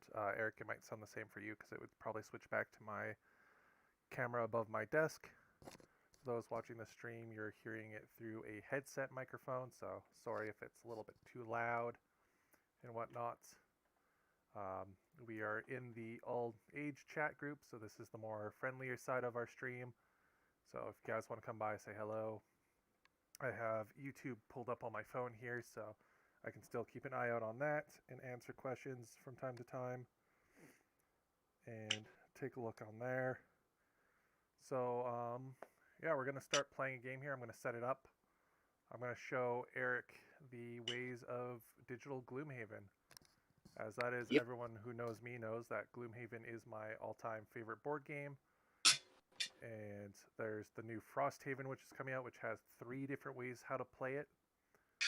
So 3 different games in one box for the still normal price of about $160, which we have the first game when it came out. Like, we have the retail version. I know people that I work with, their friends have the Kickstarter version. And it's been out for like 3-4 years now, and they're still only like now just getting halfway through the game. So it's a pretty big one. And how we have it set up, we can reset or go to any different way in any possible way we want, and it's just unlimited play. So it's a fun time. What's your views on Gloomhaven there, Eric? From what I've played so far, it is quite cool. It is a lot of fun. I remember when I first got the board game and we were having D&D night, it was a choice between D&D or Gloomhaven. Hello? I mean, I still do prefer D&D because it's a lot more sort of customizable. Yeah. Because with the Gloomhaven, you do have like the preset characters. Yeah, they're. I know Zombicide, which is my second all-time favorite board game, is getting a second edition, which has a legacy mode, updated creatures, updated rules, all that stuff, and it has a role-playing game being made for it. So I'm hoping Gloomhaven has a like 5th edition or its own RPG sort of supplement book. That would be interesting.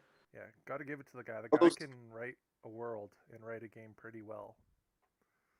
Speaking of Dungeons and Dragons, I found this thing a day or two ago. It's like a homebrew monster that somebody made.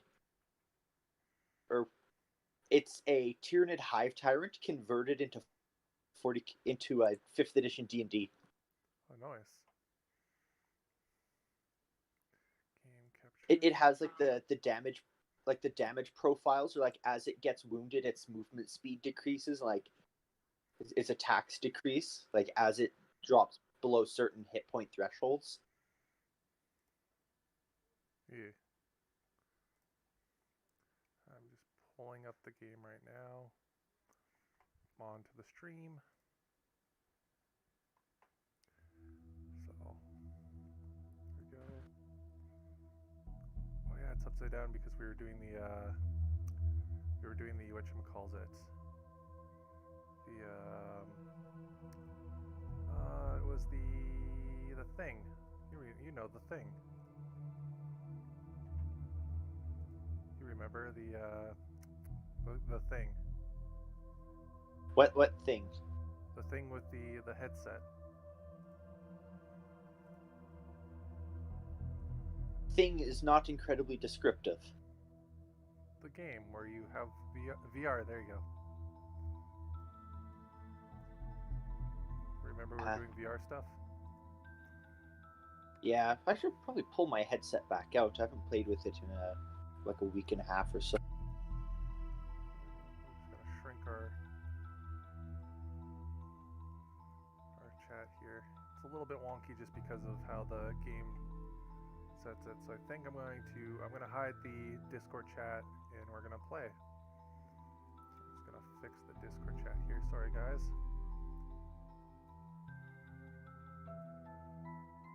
So it's back to normal for when we actually stream again. Yeah. I think that's fine. I'm gonna go back into the settings here and change the volume of the game. But we should be up and going here. So let us get into the game. I'll invite Eric here very soon. Audio. Is this through Steam? Yep. Steam on its own, or through a particular application on Steam? You will just need Steam itself because we'll be share playing. Okay. Like we might here we go. I'm just gonna hide the game for a second here, so I hide my friends list because we don't want people being shown who don't want to be shown. So I'll do that here quickly. Hellcat 64 in game. Yeah. Let's see. Where are ye? Where are you? Where's your little cat face? Your smug cat. Where is it? There you are. Oh yeah. I set a profile image ages ago. I should probably update that. Yeah.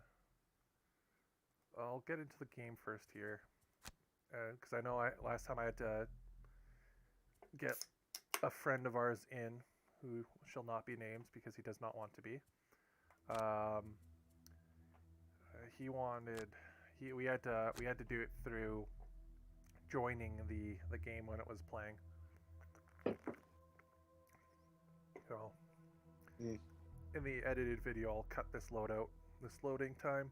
At this point, I'll check the chat, see if anyone's saying anything. Yeah, Yes, actually, the thing that don't you know the thing yet. Yeah, that's basically a lot of our conversations there, Brendan. Is the thing, the thing. yeah. My mom does that a lot. Yeah. Session.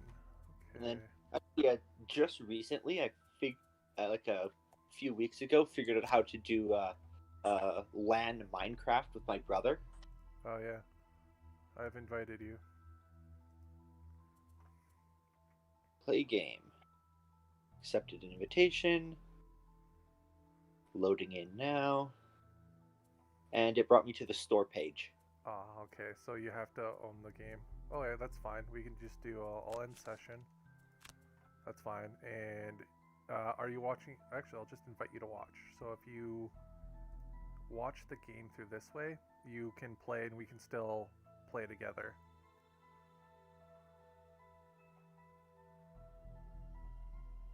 And then waiting for Hellcat 64's broadcast to start. Alright. Can you see?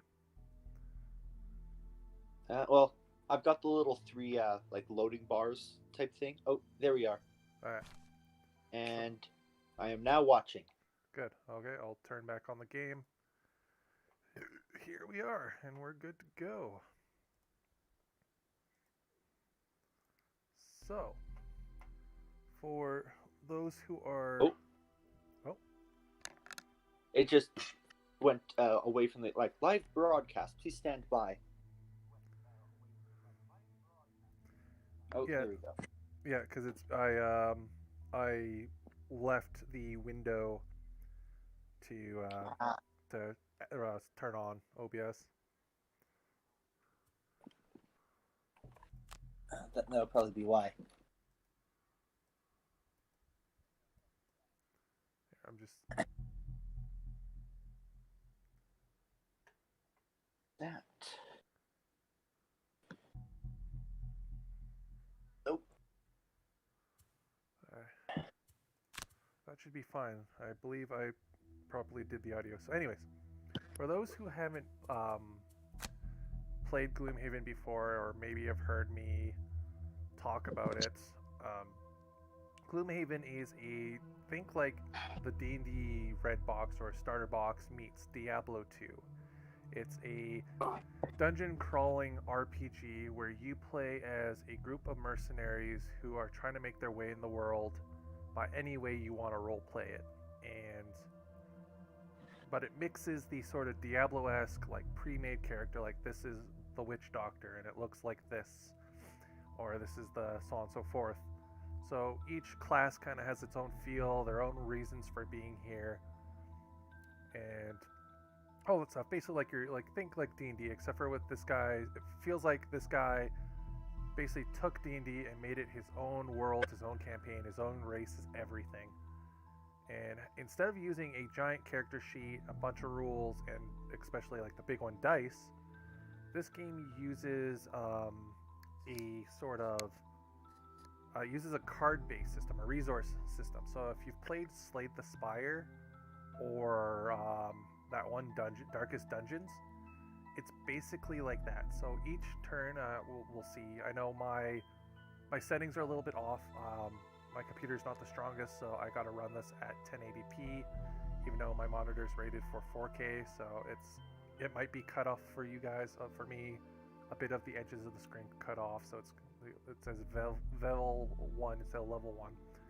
So you go around and each turn you play 2 cards. You do the top activation of one side, the bottom activation of one, and this is how you determine your actions, your initiative, all that stuff. And every enemy kind of has the same thing going for them that gets drawn randomly, so the game runs the monsters. So you can play this game 1 player, 2 player, 4 player, And because the box, like we have I have the physical box, and I might one day I'm going to do an unboxing for Frosthaven when it comes out for the store, if or still around stuff like that. But I'm going to do it, and it's huge. And you can have multiple parties running through this thing, and in its current configuration, you can have campaign mode, dungeon crawl mode, free play mode, and then Frosthaven's introducing like crafting, code breaking, exploring, like you're basically playing Civ, like Civ 4, instead of just Diablo. So it's like Diablo 2 meets Civilization. It's gonna be a lot of fun. I'm excited. I'm stoked. I'm rambling. So without further ado, I'm gonna start with Eric. We're gonna play around, and you guys can watch. And like I was saying before at the beginning of this game right now has a brand new update coming out, and for the rest of the week, I believe it is on sale. It is in demo, but we're basically one update away from the full game. So grab it now. It's I think it's $28 Canadian right now. Grab it, and when the full game comes out, it's going to be about $70 normal price tag. And if you buy the demo, it will upgrade for free, and you do get some cool, unique skins for pre-ordering, which is buying the demo. So if you like and it has a cool multiplayer system, which you play your own hands, just like in the board game, so you can't really share information. Like you can't say numbers. You can just say, hey, if I go, do you want me to go a little bit slower, back off, so you can ready that fireball, instead of being like, hey, I can go initiative 6 and you can do 3 damage with your modifiers. So if this seems interesting to you, highly recommend picking it up right now. I know I still have to get the Pathfinder Kingmaker. Kingmaker is an alternative if you don't like the card style of this, but you like how Baldur's Gate 3 or Divinity runs, but you want a little bit more simpler. Pick up Kingmaker. So with that, I think we are going to start there. Yeah, looking at the Steam page for Gloomhaven, it is 20% off until the 29th of March, so 10 days. Yeah, so recommend getting it. $23 down from just about 30. Yeah, so it is a really good deal because the game is massive. And again, that whole guild system where you have multiple parties and you can sell and level and be the better than everyone else, swap in and out characters. It's everything in a game that I want. So we've rambled. Where do you want to go? We have on the side here, like you can see, Eric, we have our things that we can kind of do right now. Kind of gives us examples of what we can expect in there, what we can get as rewards. We have a relic to get to, but we need to do some stuff before we get that. That's where you get like your mythic level or your magic items. Travel, we have to go unlock a new area, which we're dealing with vermlings and doggos. Oh, what's this? What do I have here? Oh, I have a perk point. So this is another thing we can show. So so the game, if you play the board game, you don't have to worry about spoiling the story because it is a living world story. So they are making the stories somewhat the same. Like, at least a good half the beginning is going to be the same. But it pulls a Walking Dead where it kind of goes out to be its own. So it's like, if you play one or the other, you're not going to spoil, but you get the most benefits for playing both at the same time sort of idea. And in this one, last game I played before today, I did a achievement, which was like I did a bunch of damage or something as a scoundrel, and I unlocked a perk. And this is how you level up your character. Besides, the obvious, I have to get 45 experience, I level up and get some new skills, which are your new cards. This is how you kind of upgrade the character. And the cool thing about Gloomhaven is it's permanent. It is a legacy game. So whatever I do to this character in the board game, at least, I don't know how the digital game works, but because they just introduced it, is if I say choose this focus, replace 1 - 1 with a +1, anyone who plays the scoundrel that's not me off my copy of the game will then also have this bonus. That includes upgrading your cards too. So your cards, your abilities, your spells can also be upgraded. And whatever you do to upgrade it stays with that card forever. Unless, play with inner sleeves and you sticker the sleeves instead. But that's a video we can also do someday if you guys are interested about how to make legacy games not legacy but still keep its value. So it's a thing I'm a big fan of. So anyways, I'm gonna look through here. My character is all about, at least how I've been playing her. She's been a lot of like quick, really fast moving, and I want to flank. So I want basically initiative, Eric, like in D&D, or advantage. You know, like how your Cobalt has the thing where if he spies someone, he can hurt people. Yeah, the Kobold, like as long as he's standing next, when he targets an enemy, if that enemy is adjacent to one of his allies, just advantage on the attack. Yeah. Which is for D&D, roll twice, take the better result. So my character kind of has that going for her. I don't have a lot of Pierce. Pierce is pretty good because as we learned with those slimes and other creatures we fought in the in Fuck Mountain, to pardon my language, in this part. Oh, they don't have that much health. It won't be that bad. Yeah, they have 2 health, but like armor of 4. They had armor, so it was that bad because you have to hit them for a minimum amount of damage before it even goes to their health bar. Yeah, armor is just like AC in this game. So like it's like AC for D&D. So whatever the number is, so this says Pierce 3. So armor 3 would be I have to do more than 3 damage to hurt the thing. So whatever is excess of 3. So say if I hit him for 4 damage, 1 damage would go through. Whereas Pierce doesn't add damage to your attack, it adds remove 3 armor from the rating, and then you do damage. And then, of course, if there's any armor left over, you do whatever is left of what your normal damage is. And as we can see here, unlike the physical card game, because you got to manually lay them out, we can see our attack modifier deck. So the little dots mean that's how many you have in the deck. This is the generic starter deck. Everyone should have that to begin with. It's the same layout as in the board game. So if you guys are playing the board game and you might mix up your cards, the bottom left of the modifier decks, there's little numbers. So like 1, 2, 3, 4. All the cards that have 1, all the cards that have 2, all so on and so forth go together. And then the one with the M is for the monsters, so you keep those all separately. No matter who's playing with your game, everyone gets those. And then you take the modifier cards from the class that gets put into them out, so that way you can swap them in and out, and your character sheet tracks what you're supposed to get. So I have a bunch of -1s. I have a bunch of +1s. I have a crit fail, which is this circle, like a nat 1, but I also have a nat 20. So I do a lot of backstabbing and poison, but I don't have a lot of piercing or muddle or other abilities. And then the character that I play, like in the actual board game that we do on Tabletop Simulator, my character has a handful of abilities that bless, which essentially give additional ×2 cards into somebody's deck for that one particular like encounter. Yeah, so I'm thinking I can either remove 4 zeros, so it makes it a lot easier. It's going to be more of a 50-50 to get either a -1 or a +1. I could remove 2 -1s, make it a little bit easier, or I can replace a 0 with a +2, or I'm thinking about maybe getting the Pierce, add a flip Pierce, 2 of them. I'm thinking the more the Pierce just because armor. I'm also thinking removing that -1 is pretty good. Our armor isn't that common, but when you go up against it, it's so annoying. Yeah. So what do you think, Eric? Should we replace?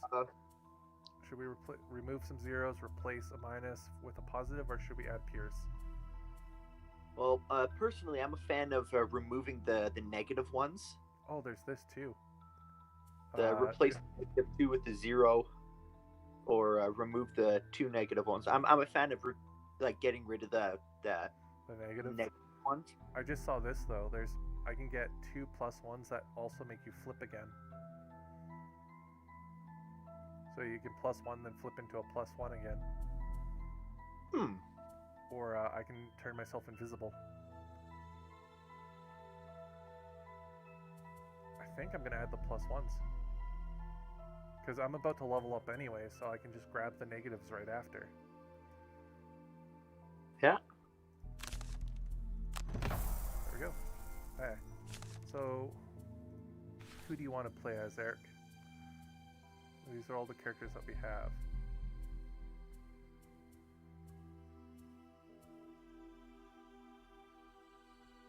Well, who have we got? So I'll start at the top here so people can read it if they want to pause the video once they're watching. So we have our tanky boy. So he's just like what you think he is. He is called an Inox. They're brutish, more barbarian race. There's also some of them that are more civilized, but they are foremost seen in this part of the world as like slavers and quote unquote the bad guy. So he's our like, as they show him here, they actually have like a rating. His health is what he starts at level 1 because he's only level 1 right now in our guild. So our game basically. We have skins, as you can see. Oh, if I click them. So we have like our skins. So we can do that because we have the community. Oh no, sorry. Because the community did a bunch of stuff and they gave us stuff. Anyways, so we have him. He's like the Craig card except for not ranged. Our friend who shall not be named plays this character.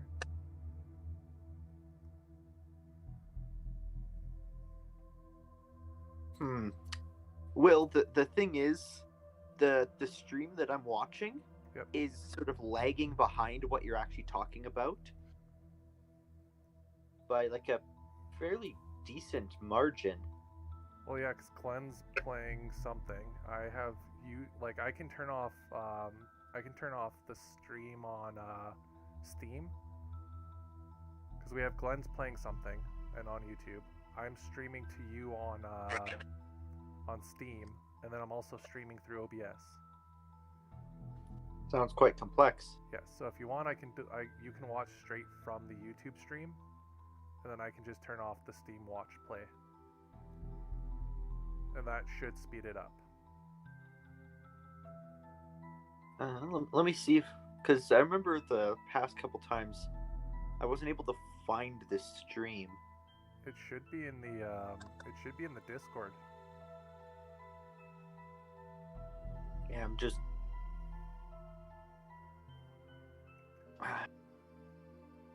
my web browser. Oh, web browser's decided to.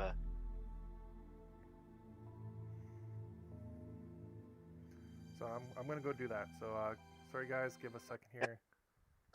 I'm now looking at the YouTube stream. Alright, so I'm gonna cancel the YouTube watch here. This one's good. Tab. Join chat. Did you leave? Oh, here it is. Stop. There you go. And so that should be it.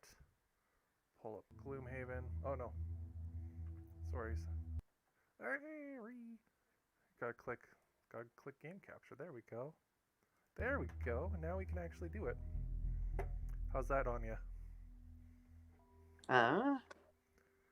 Okay, so I have the YouTube one. I drop that. Okay. There we go. Quality's loaded in. Okay, there we go. I'm on the YouTube one now. Is it better?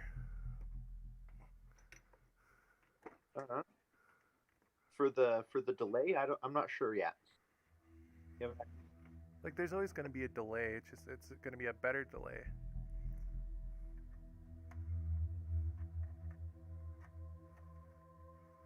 I'm just if you guys can hear, you can hear my fan going. I'm just plugging in the Ethernet cable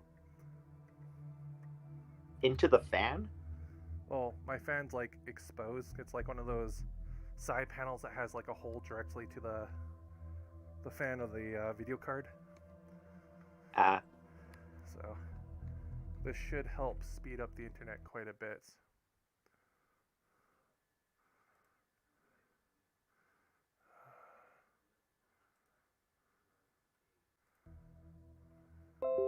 Yeah, I'm YouTube streams live stream offline.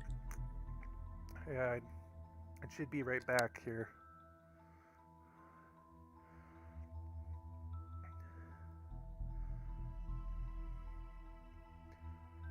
You should. There we go. There. Looks good now. Yep. Okay, so yeah, so we have that. I'm playing her, the scoundrel. She's very quick. She's your rogue. You use her to mostly get like treasure chests you need to loot stuff for the group, open up doors, and basically scout ahead because she can turn invisible and stuff, and invisibility doesn't let you get targeted. And of course, we got the Craighart, which you've seen again. He who shall not be named plays them in our other group. Oh wait, no, he plays the archer guy, which is an unlockable race. Which these black squares down here, for those who are watching, are unlockable classes you get through by playing the game. So there's still more. So yeah, because the one that I play isn't currently available as a character. It's in the game right now, but I haven't unlocked it yet. So yeah, Craighart is just like the Inox, so he's tanky, but he's more ranged and AoE DPS tank. So he works pretty good with the Scoundrel if you're playing a two-person group, because it does scale depending on how many people you got in the game. We have the Elementalist, which Paul was playing. So you've seen how the Elementalist works. This is your Elementalist if you play Guild Wars, or your Wizard for D&D. She does a lot of elemental stuff, which that's another mechanic in the game we could talk about later. She is harder to play, as it says, for difficulty high, because a lot of her abilities, which you'll learn in the game, are used once per game abilities. So you gotta really resource manage her and have the right gear, or at higher game levels you're just gonna not be able to compete. Yeah. So the difficulty, sort of how hard they are to play. Yeah, it's kind of like how, not like, oh, you do a lot of little damage, or it's like complex to play. It's more like, as you can see, she has only 6 health, and on her card, if you were playing the actual physical game, you would see that her hand is only allowed 8 cards, and they almost all of them, especially at level 1, because you got a preset, are all use one per only games ones. Whereas, say, the Brute here, why he's really easy to play, because he has 10 health, he gets 13 cards a hand, and two hands. So yeah, it does show, like, she gets like 11 in this version, I believe. So you get like 1 or 2 more cards than the physical board game. But she is definitely a lot lower, and a lot of them do burn out. She has a skin. Oh, that's kind of cool. Oh no, I did it again. Alright. Then we have, this is the character you're playing. No, that's not the one I'm doing. I'm doing the Paladin one.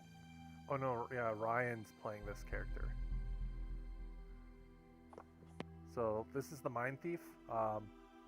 It's kind of like your Mesmer if you've played Guild Wars, or your like Psionics and Illusionist Mage in D&D. So its whole gimmick is you play a card that permanently stays active, and it gives you bonuses depending on which card you play, and you make your allies do stuff for you. So you don't really play your turn, and you're more like, the cards let you do stuff. So you play a card, and you're like, okay, you get to attack again this turn and do 3 damage plus whatever you draw. And then because you have like an active thing, or you summon allies and stuff.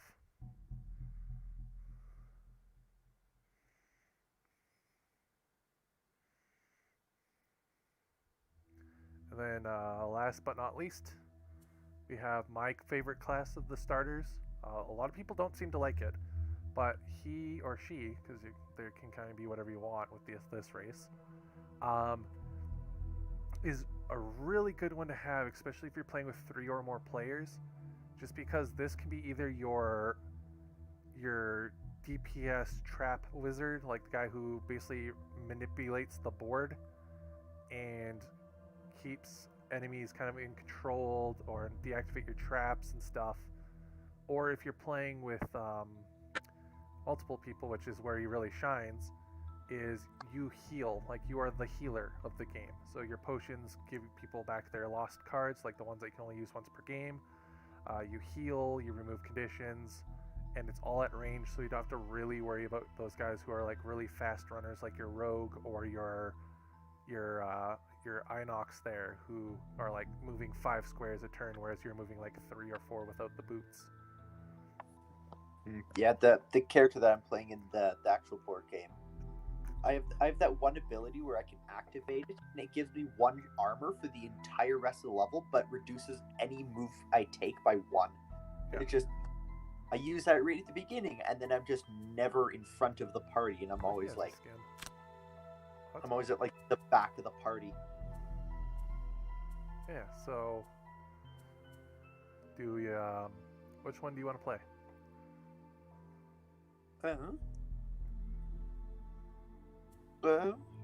For now, I feel like the brute. The brute. All right. Will do. I'm going to continue with the scoundrel because I like the scoundrel. Okay. So where shall we go? Well, that stone man job looked This one? interesting. Yeah, so we have anything of these. These are like a quest I just opened. This used to be a crypt that was taken over by some Nurgle followers, basically, and I cleared it out recently, and that's how I got the perk. And then a tree grew up in its spot, so. We also got this. If we clear this out, it unlocks us a new city. Or we can work our way down here, following the quest line down here, which gets us to this relic, which is, I believe, like the end goal game right now for the demo. But anyways, we can do the stone golem if you want. Yeah, let's do that one.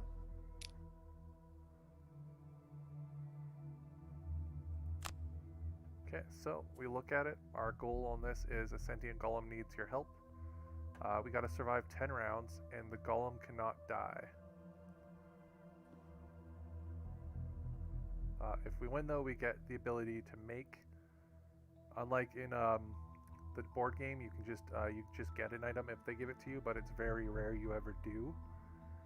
That's like actually usable. This in the physical or in the digital game, it's actually letting you get like blueprints. So as you level up and you level up your town, your merchants and stuff you rescue can start actually building these for you. And then we got here we have our hound, which those guys are bastards. Vipers, those guys they don't move as much, but they have fly and they always do poison. Flying snakes. Yep, because they can jump. And then of course we have our archers, which are just dinguses because they arch, they shoot. Right, Dude, so let's go. Road events. These are cool too.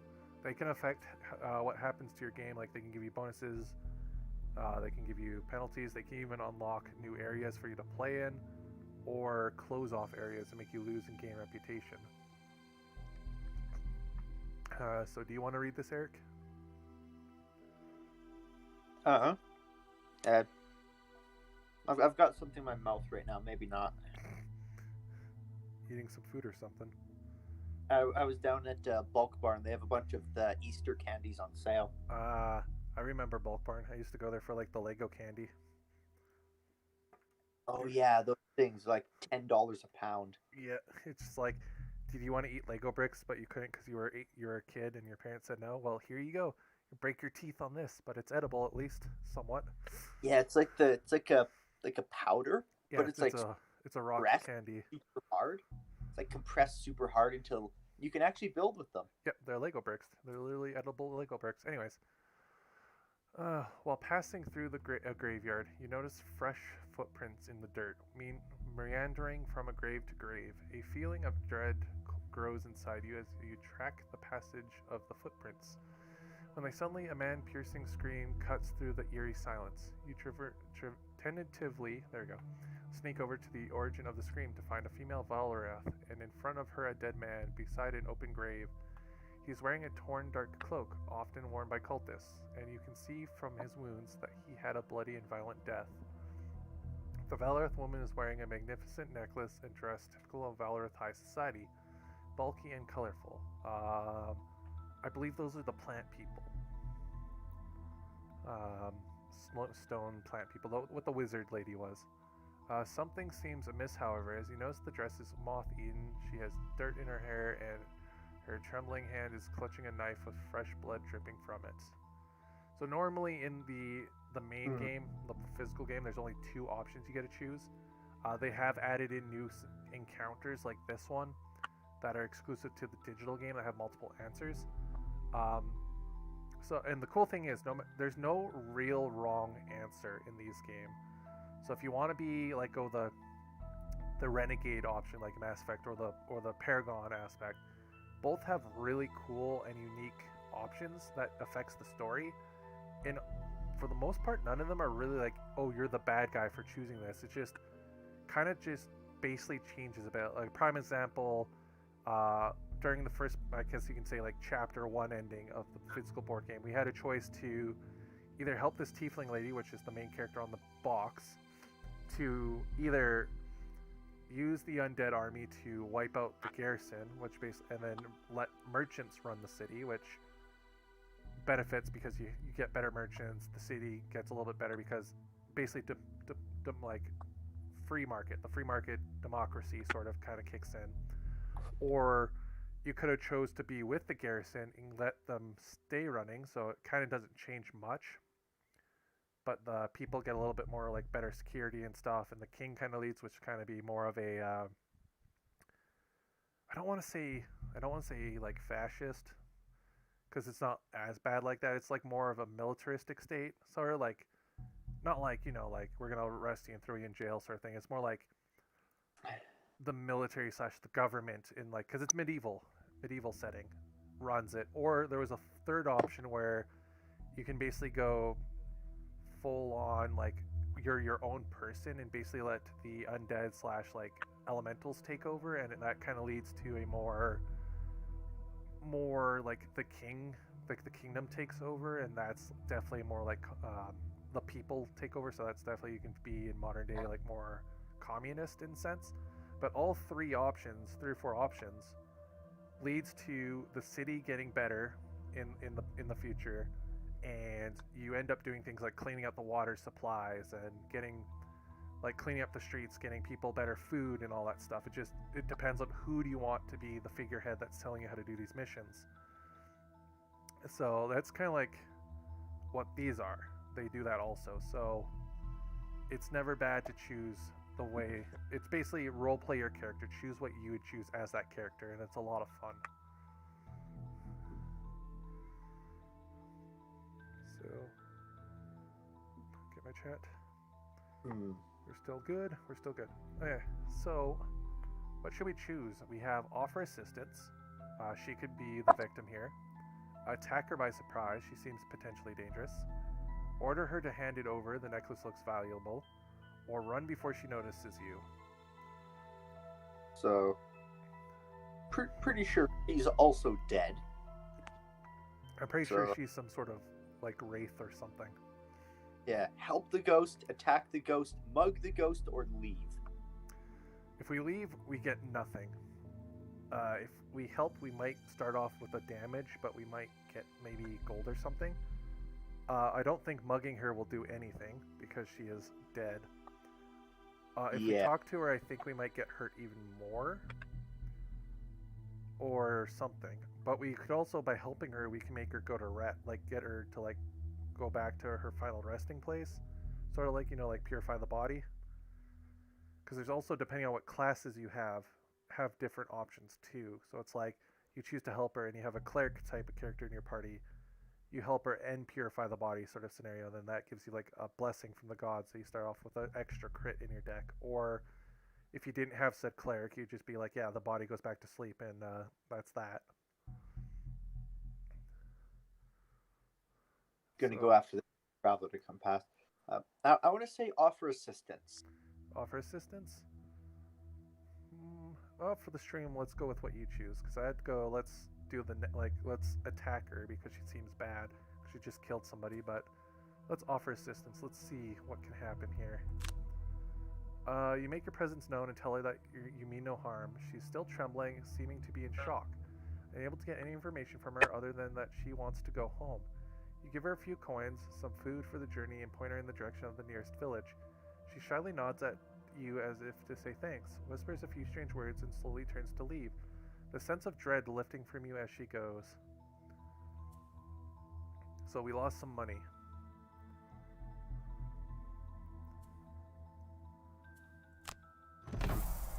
Oh my god, we lost 10 gold.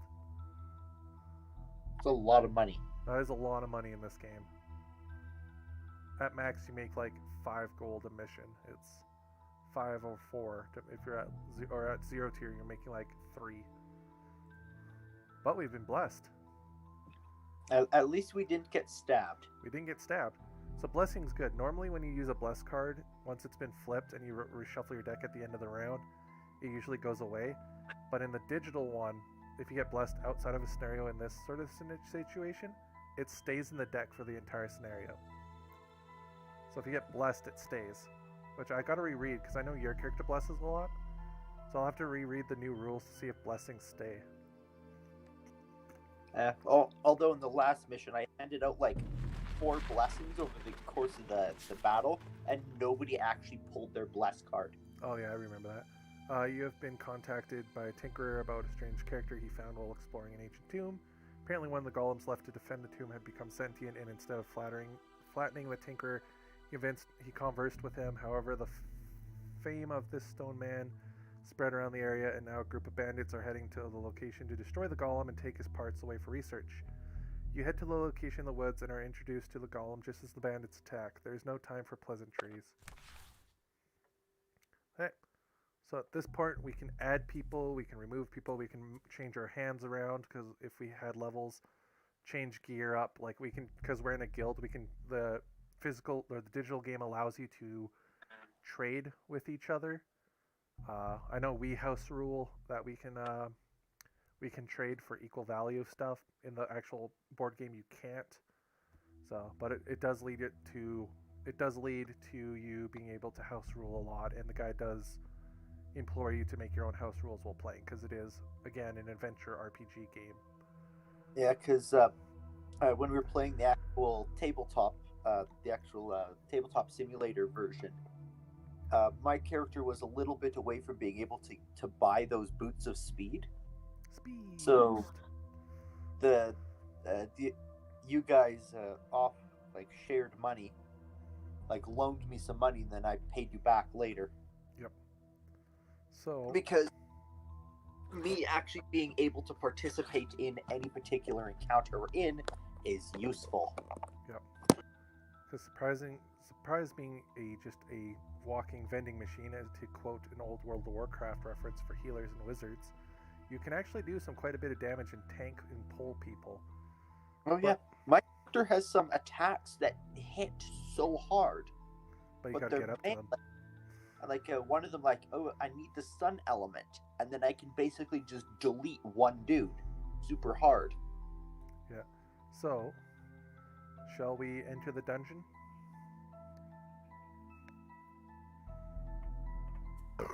Excuse me. It does seem we have somebody new here in Discord. Who joins? Yeah. Hello. It's a Paul. Yeah. Do you want to join us for some Gloomhaven? Sure. Yeah. Did you buy the game, or did you not get it yet? Which game? The Gloomhaven digital game. Oh yeah, actually I have that. I just actually have it downloaded too, but I just haven't played it yet because I think Sure. So what I can do is, the nice thing about this is I can quit without repercussion. So I'm gonna quit the game here quickly, and then I'll send you an invite to join. All right, sounds good. Because me and Eric are playing actually right now.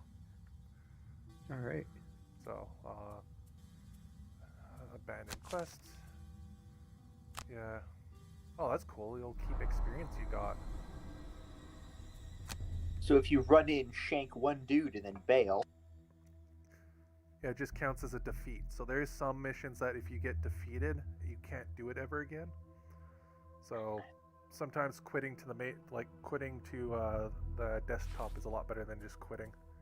The nice part is we can do it again, so we're good. What class did you want to play, Paul?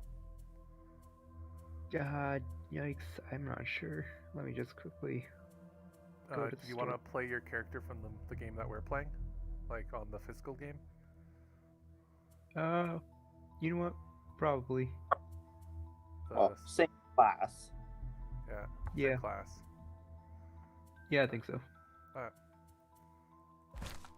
I'll just quickly here pop the game, hide the game so I can get the thingy invite, set up a host. Okay, multiplayer host session.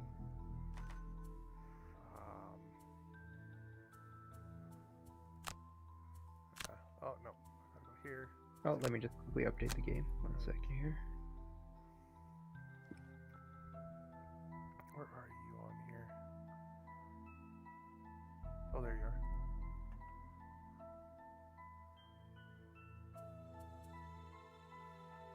How's blip. Okay. Excuse me. I'll bring the game back up because we have now set it up. Alright, just need 30 seconds for this update to finish, and then should be good. Yeah. Well, we've been waiting this entire time, so I think we can wait a little bit longer. Hopefully we're not boring any of those who are watching the chat, but I believe they have left for the day, so I think it's just us. Yeah, well, I'm not gonna keel over from boredom anytime soon.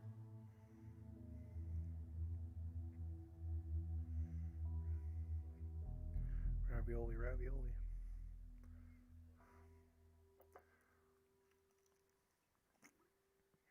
Here we go.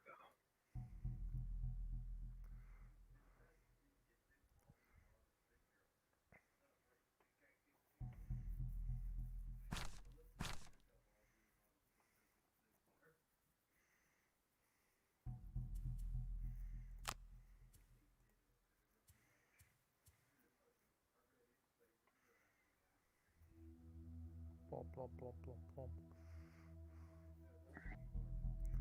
And Chi-Chi's in the sunlight. As the cat do. Yep, sounds like a cat to me.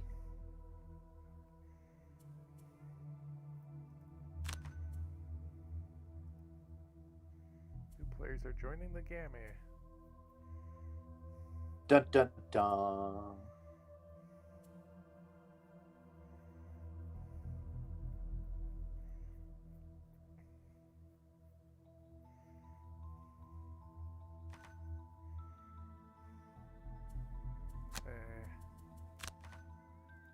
There you go. You're now in control of the spell, the Pell Weaver. Yes. Let's see here. Time to do all of the magics. Yep. So your character is basic level 1.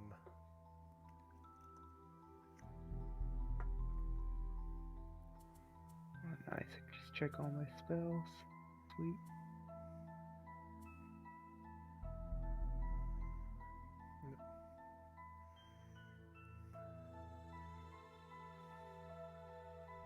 So yeah, so like the card icon there that you clicked will lose your spells and stuff you can swap in and out. Yeah. The backpack icon is your equipment, which we might have some extra stuff in the guild hall that you can swap in and out for. If not, you should just have basic stuff that you start with. And then the sword icon is your modifier deck. Nice. Alright, cool. Oh, Yep, nice. we got my stuff all good. We good to go? Yep. Just gonna turn you up on my end here. There we go. Turned up. Let's go back to the tree. Oh, you gotta. Onward. Now we just gotta wait for him to click accept.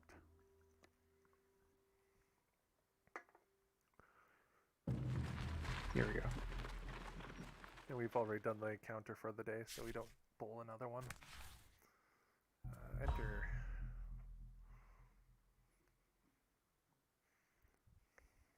Oh, there's a new enemy on the list, which I assume is the elite wolf. Yes, because there's now There's 3 of us.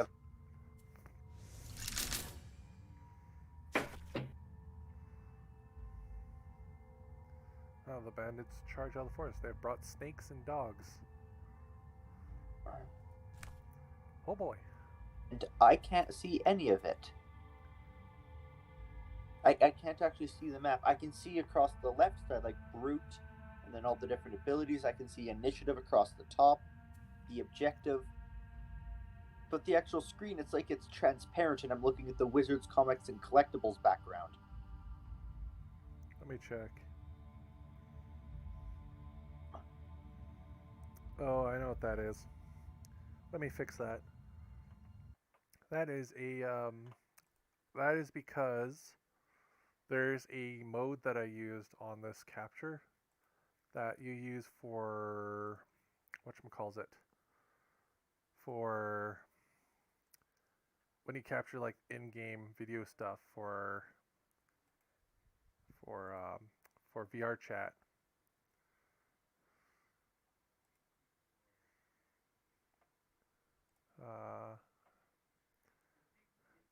Can you see it now? Mostly, like the middle of each of the hexes. Yeah, is still the hexes are see-through, but you can see the enemies, right? Yeah, I can now actually see the enemies. Okay, good.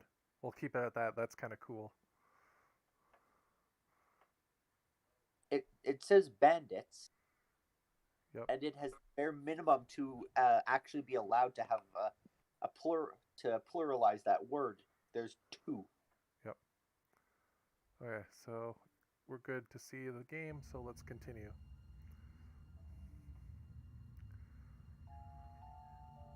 Okay. So, Paul, you can choose your cards on your own, but you can also select where you want to start. So, where do you want to start, Eric? Do you want to start on the left here, or on the right, or where you are? Let's go to the right. Right? Alright. And for me, I'll move on the left here so I can help our buddy, and then... Alright, I'll move right here. Okay, now let's select our cards.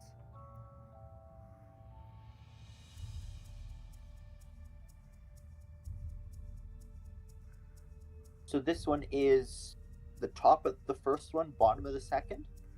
This one you can do in either direction like we normally play. So either one on the first and then diagonal. Yeah, whatever one you do first, you do the opposite on the other card. So this is kind of like where we can actually now talk about how cards work to those who are watching later on. So in this game, unlike D&D and other RPGs where you have say a character sheet or a set of cards or dice, you have action cards in this, and every turn you gotta play 2. So if you look here on the card that we have exposed here, the provoking roar, we have a top ability here where it says attack 2, disarm, and then we have a second square that says any enemy who targets, so on and so forth. These are your actions. So you play 2 of these, and that's what you get to do for the turn. When you're playing, especially in the physical game, it is highly recommended for the optimal gameplay that you do not speak any specific numbering. So in this, you'd roleplay it while saying like, I'll run in and I'll pull their attention so that for you wizard to shoot a bunch of big fireballs at them. Hence, basically, at that point, you're saying, without fully going into details, that you're gonna make opponents attack you if you're beside them, or I'm gonna say I'm gonna run up and give them a nice jab instead of saying, hey, I'm gonna do an attack to them and make them lose their weapon. Quit running! I need to heal you. Yeah. And yeah, so in this situation, I'm going to hit all those animals on the right. I'm going to hit them each with a little something. I believe you can actually ping now in this newest update. I just don't know how. I think it's like shift click or something. You can like ping enemies to be like, yeah, I'm going to hit this dude. But yeah, so just like how Paul kind of explained it there, that's how you would do it. You can go into numbers, but if you do that, you're supposed to increase the difficulty by 1. So you don't really increase the amount of dudes, you just increase their level. Because at that point you're now sharing like basically your hands with each other. And that's not how the game was designed. After that, you have the middle number there, so you see 10. That's your initiative. So whatever card you choose first, that is your initiative for the round. The lowest number going first. It is also how the computer, or the person who's running the monsters, will target you or move monsters towards you to attack. If, say, a monster was where that stone golem is standing, between me and Eric's character, if, say, he chose this 10 and I chose a ability that was 20, the monster would go after Eric first, base, because his initiative is lower. Whereas if he played the bottom ability for the round, he would automatically just get attacked anyways because that's the ability. And that's the basic core concept of how this works. You basically keep going until you meet the objective of the round or the mission, or until you either get dropped down to 0 health or run out of cards to play in your hand.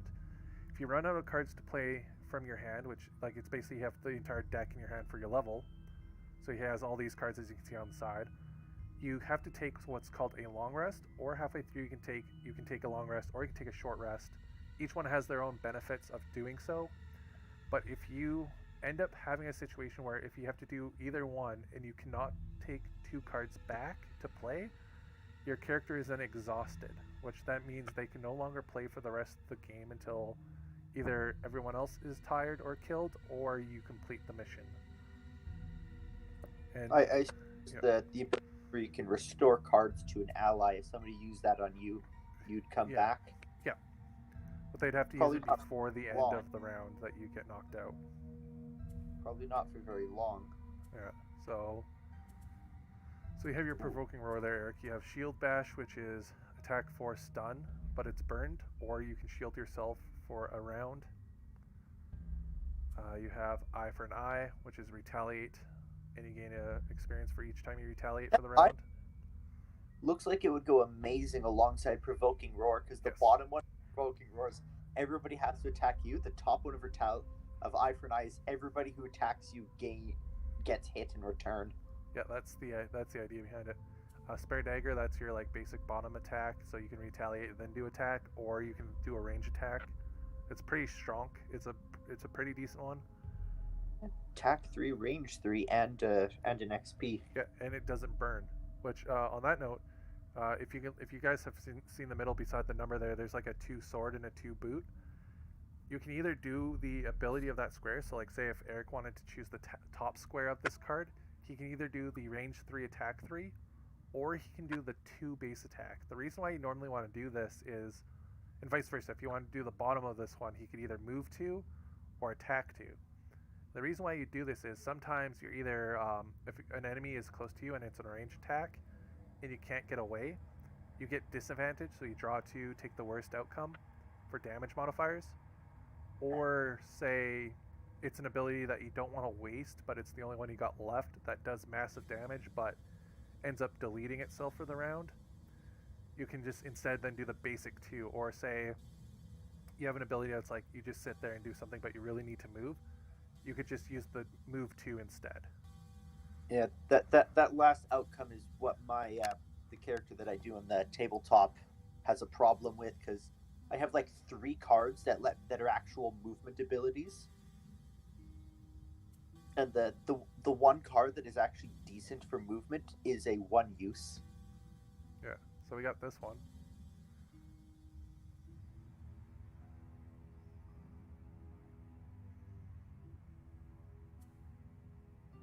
Hmm.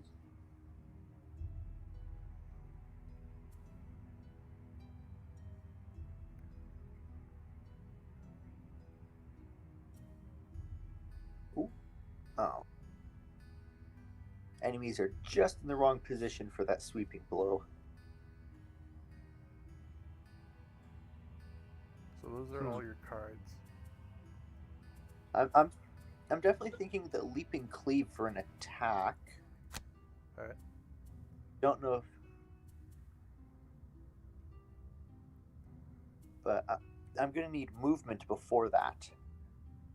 Well, if you want to do the top, then you can do this one. Well, there was another one. Was it the shield bash or was it?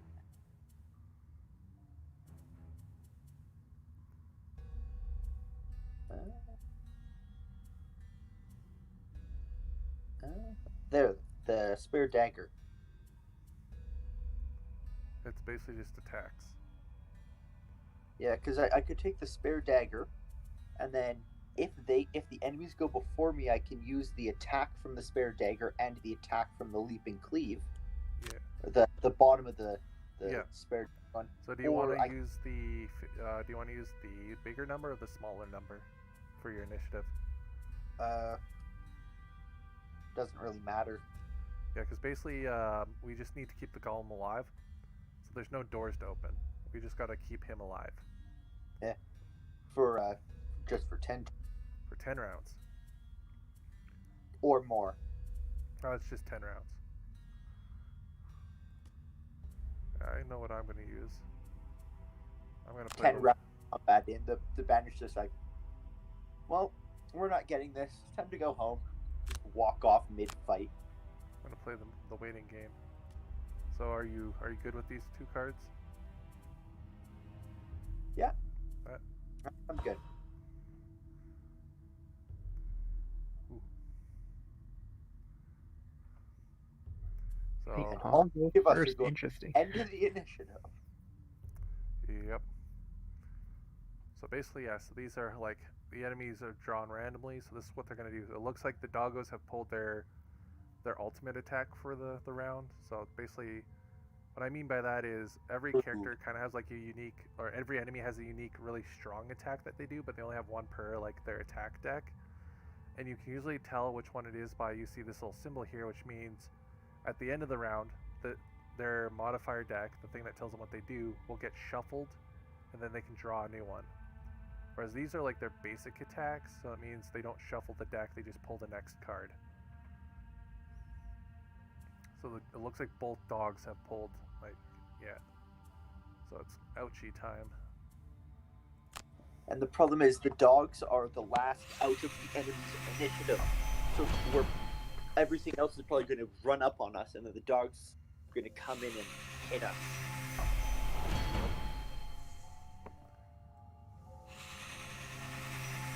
For a second, I thought that Viper was going to just straight up shoot us with like a laser beam.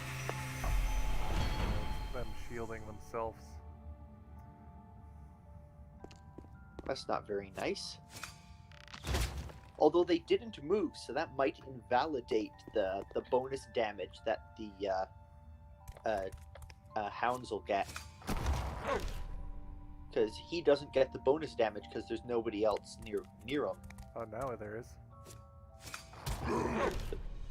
So, now this is damage time. So there's a couple of things you can do. Usually you can have like gear that kind of can help you or not take damage. You can get abilities, spells, passives, but for now we don't have any of that. So Eric's character is built to be the tank of the game at start, so he has the most health at 12. So for 4 damage, he's going to take a good chunk, but it's not as bad. If say he was only at 4 health and at 0, like if this would drop him to 0, he has a couple options here. He can either burn one card from his hand, so he gets to choose which it is. And burning basically means loss, like you exile it on the rest of the level. Yeah, you basically lose it for the rest of the level. If he had cards in his discard, like after his turn, he could then discard 2 cards from the discard pile, basically a turn. And not take any damage. I believe effects still go off, so say if this attack had poison to it, he wouldn't take any of the damage, but he'd still be poisoned. So at this point, Eric, I think you can just take the damage, and you'd be okay. Yeah, just take. So we're gonna receive it. I have the highest health out of anybody on the map. Where's the golem go? Oh, he has range. Oh, and he pulls. Okay, that's good. So what's... Is it? Oh. It is because I have I really was hit two things side by side. Now they're not side by side anymore. It's good for me because I have the whole like backstep, get bonus damage if they're beside someone. Disadvantage. Is it as long as there's an enemy adjacent to you, you get disadvantage, or? It's the enemy you're attacking is adjacent to you. Okay, good. So if you targeted the wolf in front of Eric, you wouldn't get disadvantage, but if you target the wolf that's to your left, you would. Okay, let's make sure I do this right. I think You I just- target. If you're targeting that wolf, though, you as long as you hit, it looks like you give them disadvantage and immobilized. Yeah. Or you could attack the wolf, just number 4 I was wolf. planning on attacking the vipers with the. Vipers would be good. Vipers if you are hit very the- scary. If you hit the hound beside me, I might be able to just finish it off completely. Yeah, hurt the snakes. Snakes are very scary. Dogs are scary when they're together.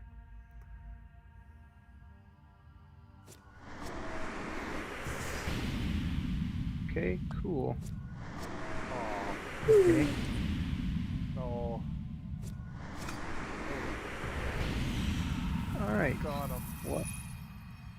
Could have been better, but just how it be. Dead. Oh, And you then I can guess attack, you can attack a dog or the other snake that's beside the golem. Oh, wait, no, you can't. only range of 2 for this other one, but Yeah. So as he's selecting his target there. Oh, there we go.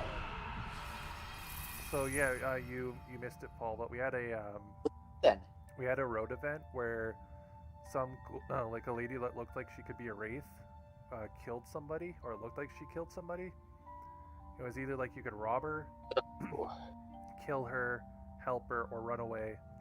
We helped her, but she took 10 of our gold, but we got blessed for the scenario. oh.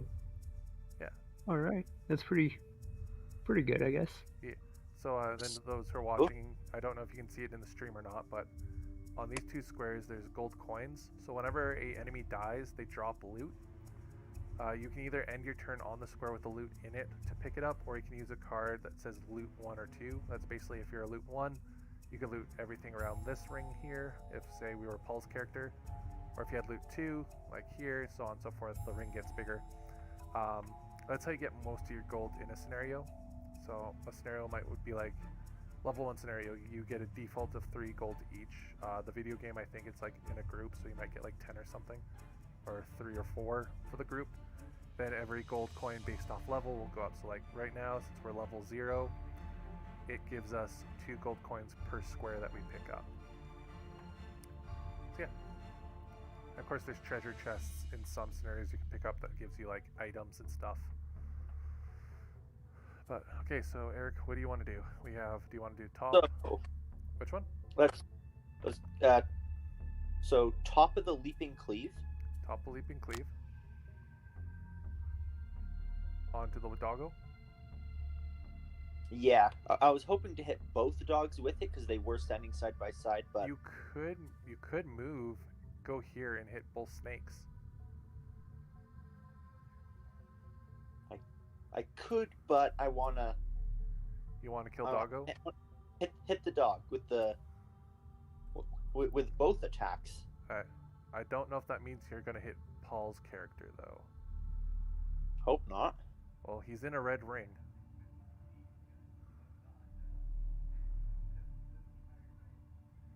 So, do you want to take the chance?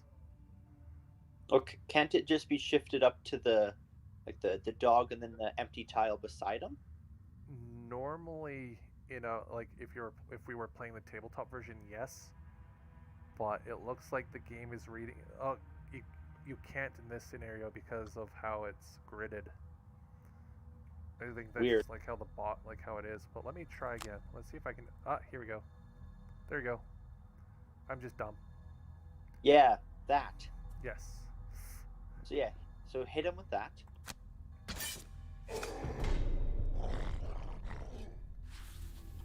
And then hit him with this. And then the attack 2 from the spare dagger, same guy. Yeah. You can also heal if you want. I'll be fine. Alright. And then of course we have boots, so it adds 2 to your movement. I have a cloak of invisibility. The cloak is really good. You can like It is. you can open a door and just use it and then stay invisible. And then nobody can get through the door because you're standing there. Yeah, and then no one can target you because you're invisible. Nice. The door is the best weapon in this entire game. Yeah, so this is what I was talking about. Like, if the dude's beside your friend, you can hurt people. If the target is adjacent to an ally. Yeah, and this guy counts as an ally, so. Yeah, kobolds get that in D&D. It's just a racial trait, and it's any attack, So range, like spell. If you It's think amazing. you can withstand the doggo, I'm gonna probably move to stand here, so on the left of the golem, so I can work on the snakes. Yeah, I'm think if the dog is still standing by my next turn, I think I'm going to go after the snakes.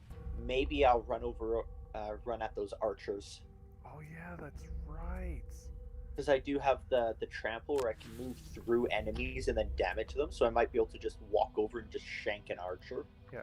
So a cool thing is Be nice. normally, not to be rude and talk over Eric there, but what you guys just saw is I moved through the golem. Normally in the game you can't move through like squares that are controlled by people, friend or foe, Ally. depending on friend or foe depending on what version you play. Because they did update the rules in the starter box, which was called Jaws of the Lion. But if it's an ally monster, usually marked by a token, they don't consider them to be models for some reason, so you can move through them. So you can move through ally monsters, but you just can't. In the video game, you can move through friends, I believe, too. Well, yeah, I saw an enemy like when the dogs went over a snake. Yeah, earlier. the basic dog went through one of the snakes. Yeah, so in the video game, you can move through friends. So that's kind of cool. So I thought I brought that up just as like a, hey, this is different sort of thing. Yeah. That's how it works in D&D as well. You can move through allies, but not through enemies.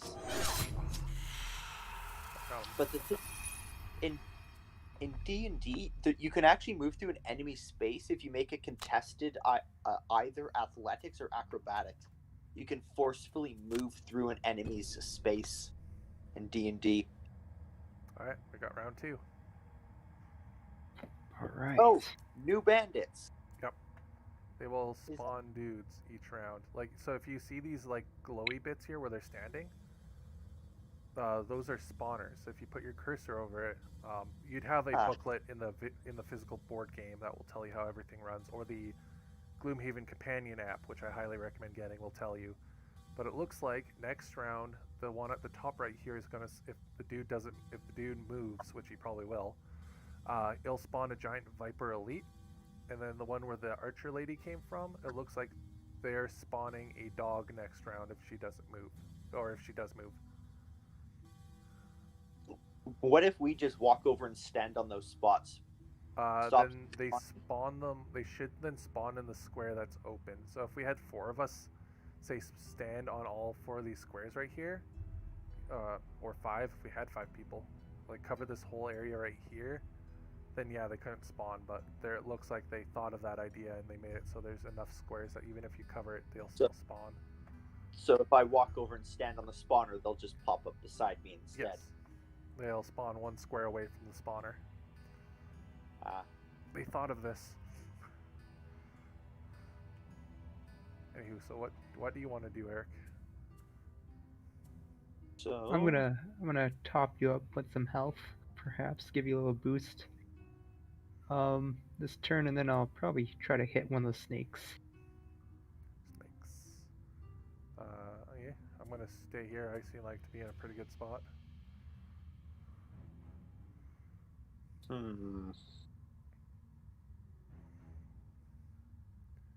Trample also.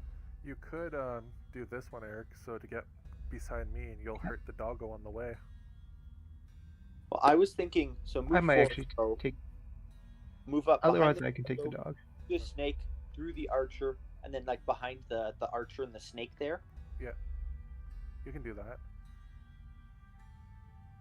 And then what would I use as my top ability?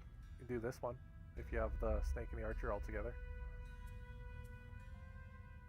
Could. Yeah, let's go with that. This With one? the sweeping blow. Sure. Do you want a little smaller or bigger number? I don't think it matters. They're both above 60. So if you guys want a good one who are listening and watching to like kind of cheese the system, normally how I do it with our group, it's like, do you want to go? You basically ask, do you want me to go slow, fast, or medium? And of course, it goes based off class by class. You usually learn each other's speed when you play together. Yeah. Naturally grows the group together, which again, an awesome social aspect of the game. You learn the game and you learn how to watch enemies and target them as you experience the game, so you level up as a person and along with your characters. So it's like, in this case, Eric's fast would be 18 to 10, which is pretty okay. His slow would be his medium normal speed would probably be, I'd say, average 30s, in the 30s. Yeah, around 30, and then I got like 60, 70. Yeah, then like 60 and up would be his slow. Whereas my rogue character, my fast is like 2 to 4. My medium is like about 6, 8. And then my slow is like 40. So you kind of can gauge that way. Yeah. The character that I'm playing in the tabletop, this paladin, my fast is other people's medium. Yeah. At best. I can target a couple of people too. I'll take a. Ooh, that's pretty good, but that burns. We're not going to. Oh yeah, I make myself invisible. I think I'm gonna do this. Just a quick question: is anybody attacking this wolf this next? I can if you want me to. Like I can go. Because I have option to either attack the wolf or not attack the wolf. Do you want to depending? Do you want to not attack the wolf and do something big, or do you want to attack the wolf? Because I can go super fast and potentially kill the wolf, or I can let you have the wolf and kill some snaky boys, potentially.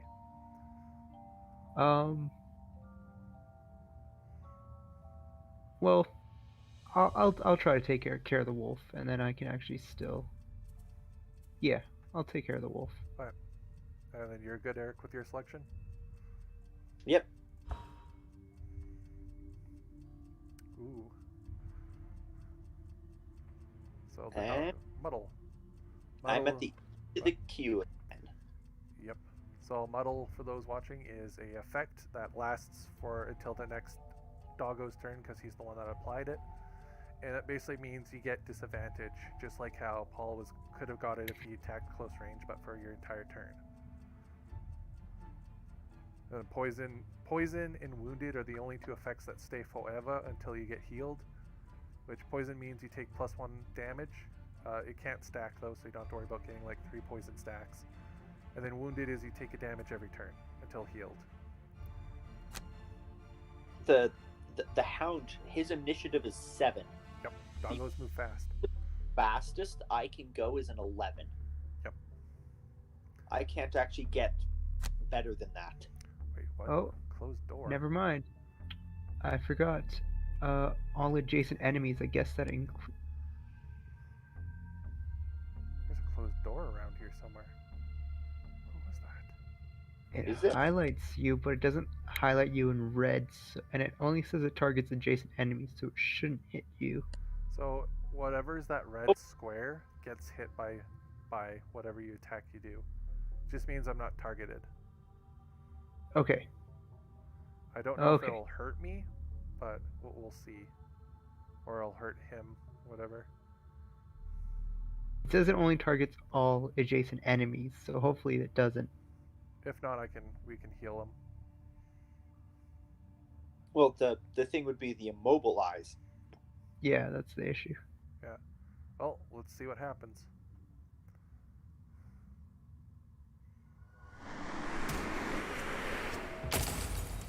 Oh, I think the orange is all the squares that are affected. Red are the ones that contain enemies. Yeah. Okay, because I know the Craigheart has a lot of things that hurts people, including your allies, but usually it gives them things like armor or speed boost.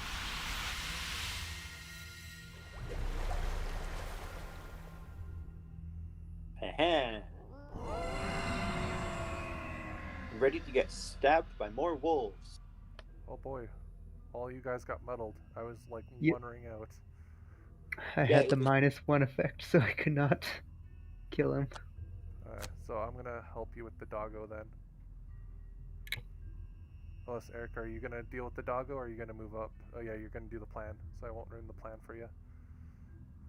I could go either way. I'm gonna kill the Whatever doggo. better for you. I'm not gonna kill the doggo. Okay. Oh. Yeah, you didn't do enough damage to him. Nope. I did not kill the doggo. Oh yeah. The screen that I'm looking at is delayed by like 10 seconds from what you guys are looking at. Yeah. Got my card back. We're gonna loot one. Which, is there even anything to loot? I got 2 gold. If I would have killed if I would have killed the snake here, I could have got 2 things, but I was not gonna do that. Okay. Ooh, Golem. Now, what is he about to do? Oh, he's going to delete the wolf. He's going to fail to delete the wolf. Yep. And he hurt himself. Ow.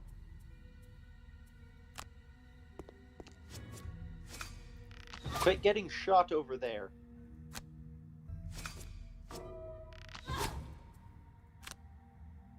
That was half your health. Oh, over half your health.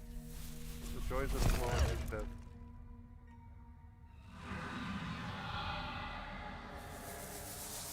Stop moving my camera. Can they go through enemies as well, I guess, maybe? Yeah. Well, the snakes have jump. Oh, never mind. That makes sense. So, Jump allows you to move. Okay, so what do you want to do?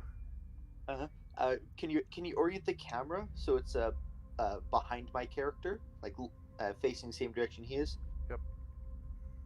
Yeah, there we go.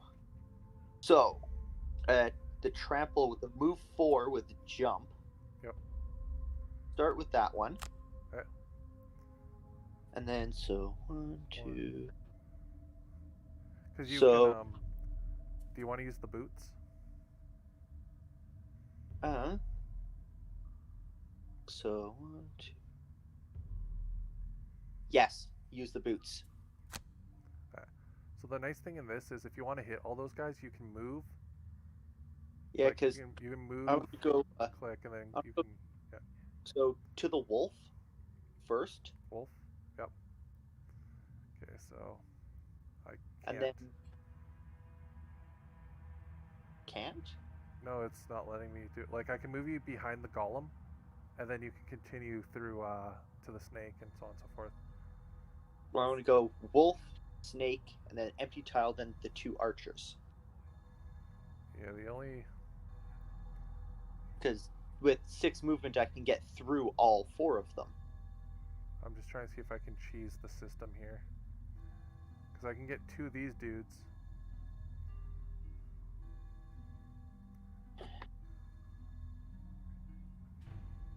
Because I should be able to hit the 2 guys right near me, and then the 2 archers that are side by side. I can move you. How did I? Come on, jeez, there you go.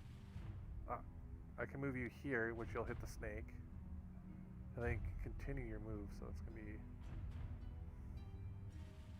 I can move you here. It'll be 1, 2, 3.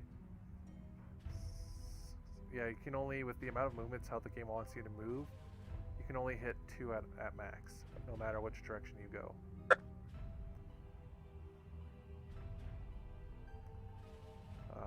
So where do you want to end up? So,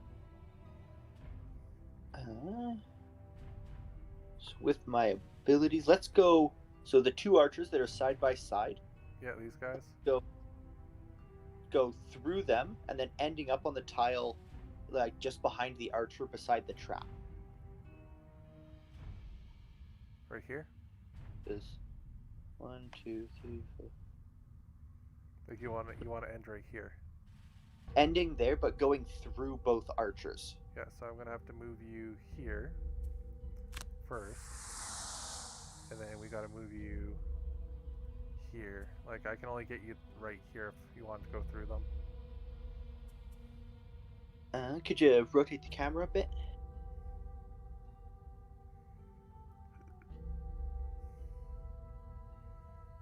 Yeah, I'll go to the far side of the archers because then my sweeping blow will still hit the archer and the guard the guard there. You can hit both of them with the sweeping blow. Whack! 1 damage to the entire thing. Yep. And then sweeping blow directed to hit the 2 guys I'm standing. Yeah, just there.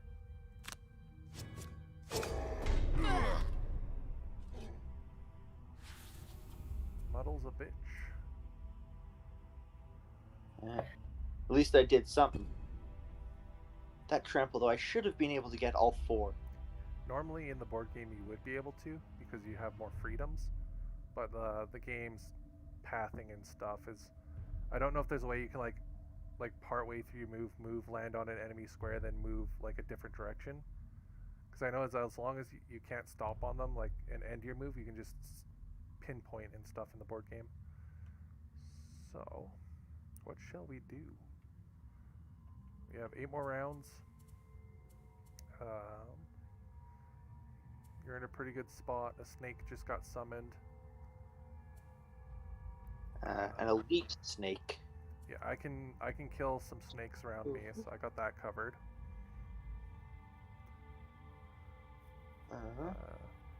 I don't have my spare dagger anymore because I was thinking like, oh, spare dagger ranged attack the snake, but No. can't do it because I used the spare dagger earlier. Yep. You could do some of these. Ooh, could you look at the?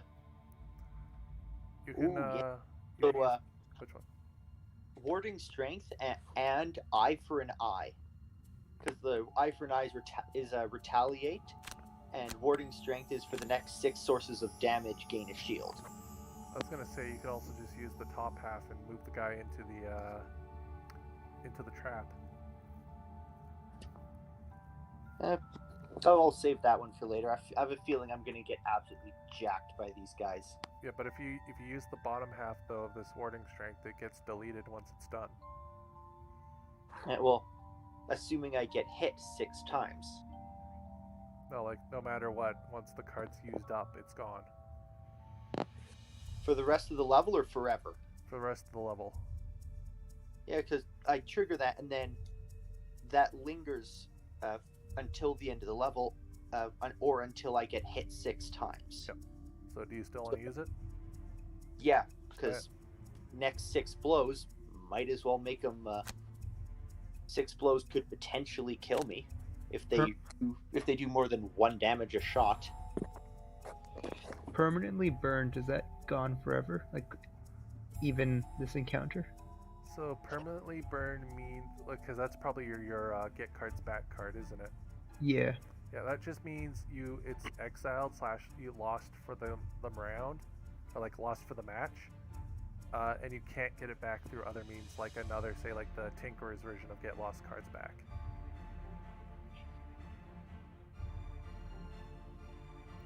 So it's like exiled. Okay, so there's like no way to get it back then.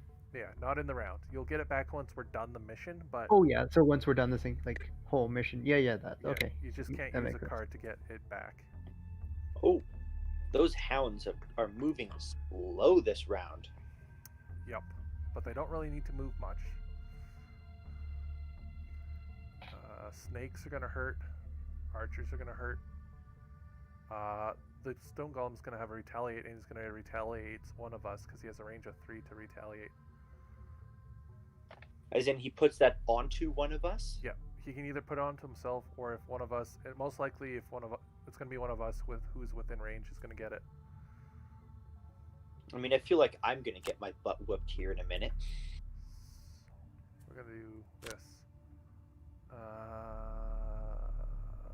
The snake is poisoned? Or no, I'm poisoned. What'd you do that for? I kill this snake so that the doggo doesn't get an ally bonus. We're gonna kill this snake, hopefully.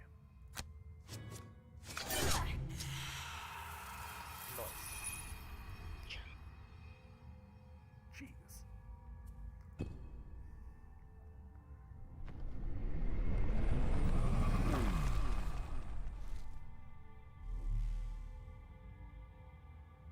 Oh, he retaliated himself. I think what that might be is he retaliates against any attack if the attacker is within 3. So like if archers shoot him, he retaliates even at range. Cool. Usually if it has a range like that, it means it's an ability you can target. Yeah. Anyways, you're taking 3 damage. Yeah, I'll just take it. Yeah. Usually the game doesn't matter until your last 2 health. Yeah, until you get down there. So you want to you just want to retaliate and then like double activate.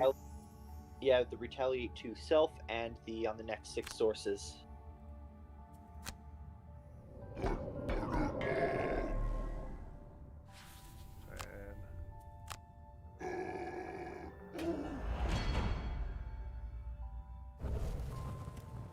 nope, no health potion. And not yet. Because if I use it, it has to be replaced in town, correct? It used to be in the original digital version. Yeah, you'd have to buy a new one, but they made it like the board game. So yeah, it's basically one use per game. Yeah. Like per scenario. Ooh, are you doing big old damage? Well, I was gonna actually move, but I'm just thinking my other option here I could do. I could try to take out an archer and the dog. But I was thinking of moving and then attacking first. The doggo is going to attack our golem boy. The golem boy has armor. The dog can't do enough damage to hurt him. And also the golem has retaliate, so I didn't want to actually. The golem's going to hurt the dog. Golem might just straight up kill the dog. Yeah, he's going to kill the doggo. The range on this attack. 1 second. Okay, let's go to.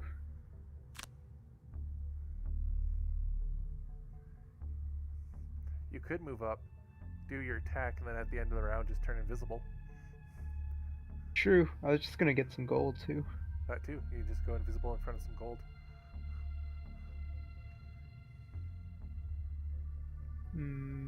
I'll stick here. Not get attacked as much. Could still move. Yeah, so if you don't want to move anymore, you can just click skip movement. Yeah. Am I still muddled? Damn it. Yeah, we're muddled for the dog's turn, which is at the very end. Yep. It doesn't go away if the dog dies before its turn? No, it stays till the end of the round then at that point. That's pretty good. Pew, pew, pew. Money! Oh! So you're gonna use your shield. Yeah, which is a... Oof. You're still taking 5 though. Yeah. The snake still hasn't gone. There's still 2 archers. Yeah, do you want to burn a card from your thingy?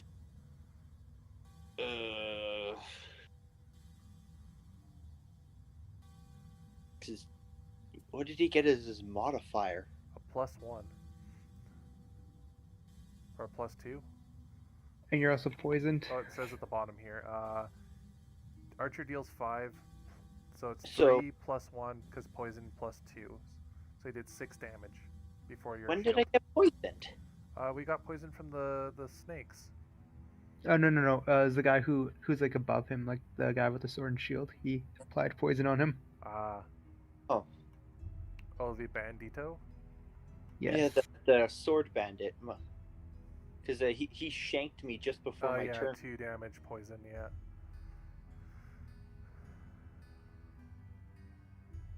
Huh.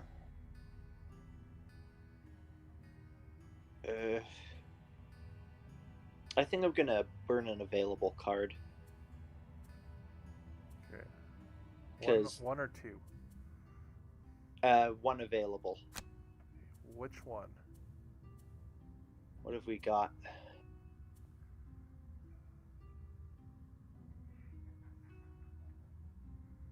So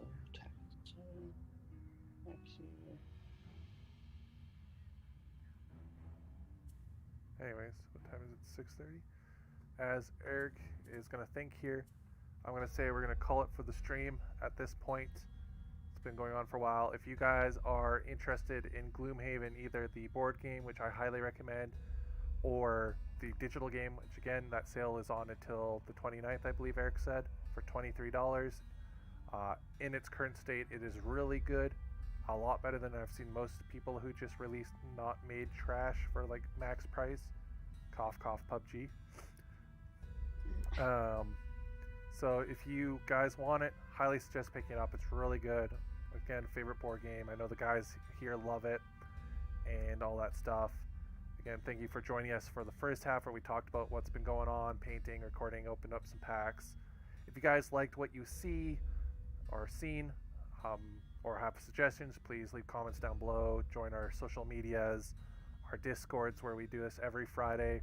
We're going to continue this game in our Discord, so I'm going to switch over to the just camera version of it so you guys can continue watching us play in the Discord under the All Ages group. With that, I'm going to go. Again, this was the Friday night hangout where held by the community, sponsored by Wizards Comics and Collectibles in Sherwood Park in Edmonton. Your stop for all modern day, golden age, silver age, back issue comics, magic, board games, and Warhammer and other tabletop games like that. If there's a board game you need, we can order it in, like Gloomhaven or other ones that are like it. And we're always free and willing to chat about our favorite hobbies and stuff. And every Wednesday, new comic books. We do file subscriptions with that. So take a look at that. Email us, get some information about when we do events, what we play, what we carry. Then again, that one restaurant I recommend at the beginning, Rob's Donaires, by the Home Depot here in Sherwood Park. Best place for donaires. Highly suggest it. Guy's really good. He's a good person. Highly suggest checking him out for food if you want to try some of the best donaires ever. So yeah, if you guys want to say anything or have any last comments to say before I turn off the stream, go ahead. Nothing from me. Nothing from me. All right, so with that, I think we are gonna go. So thank you guys for watching.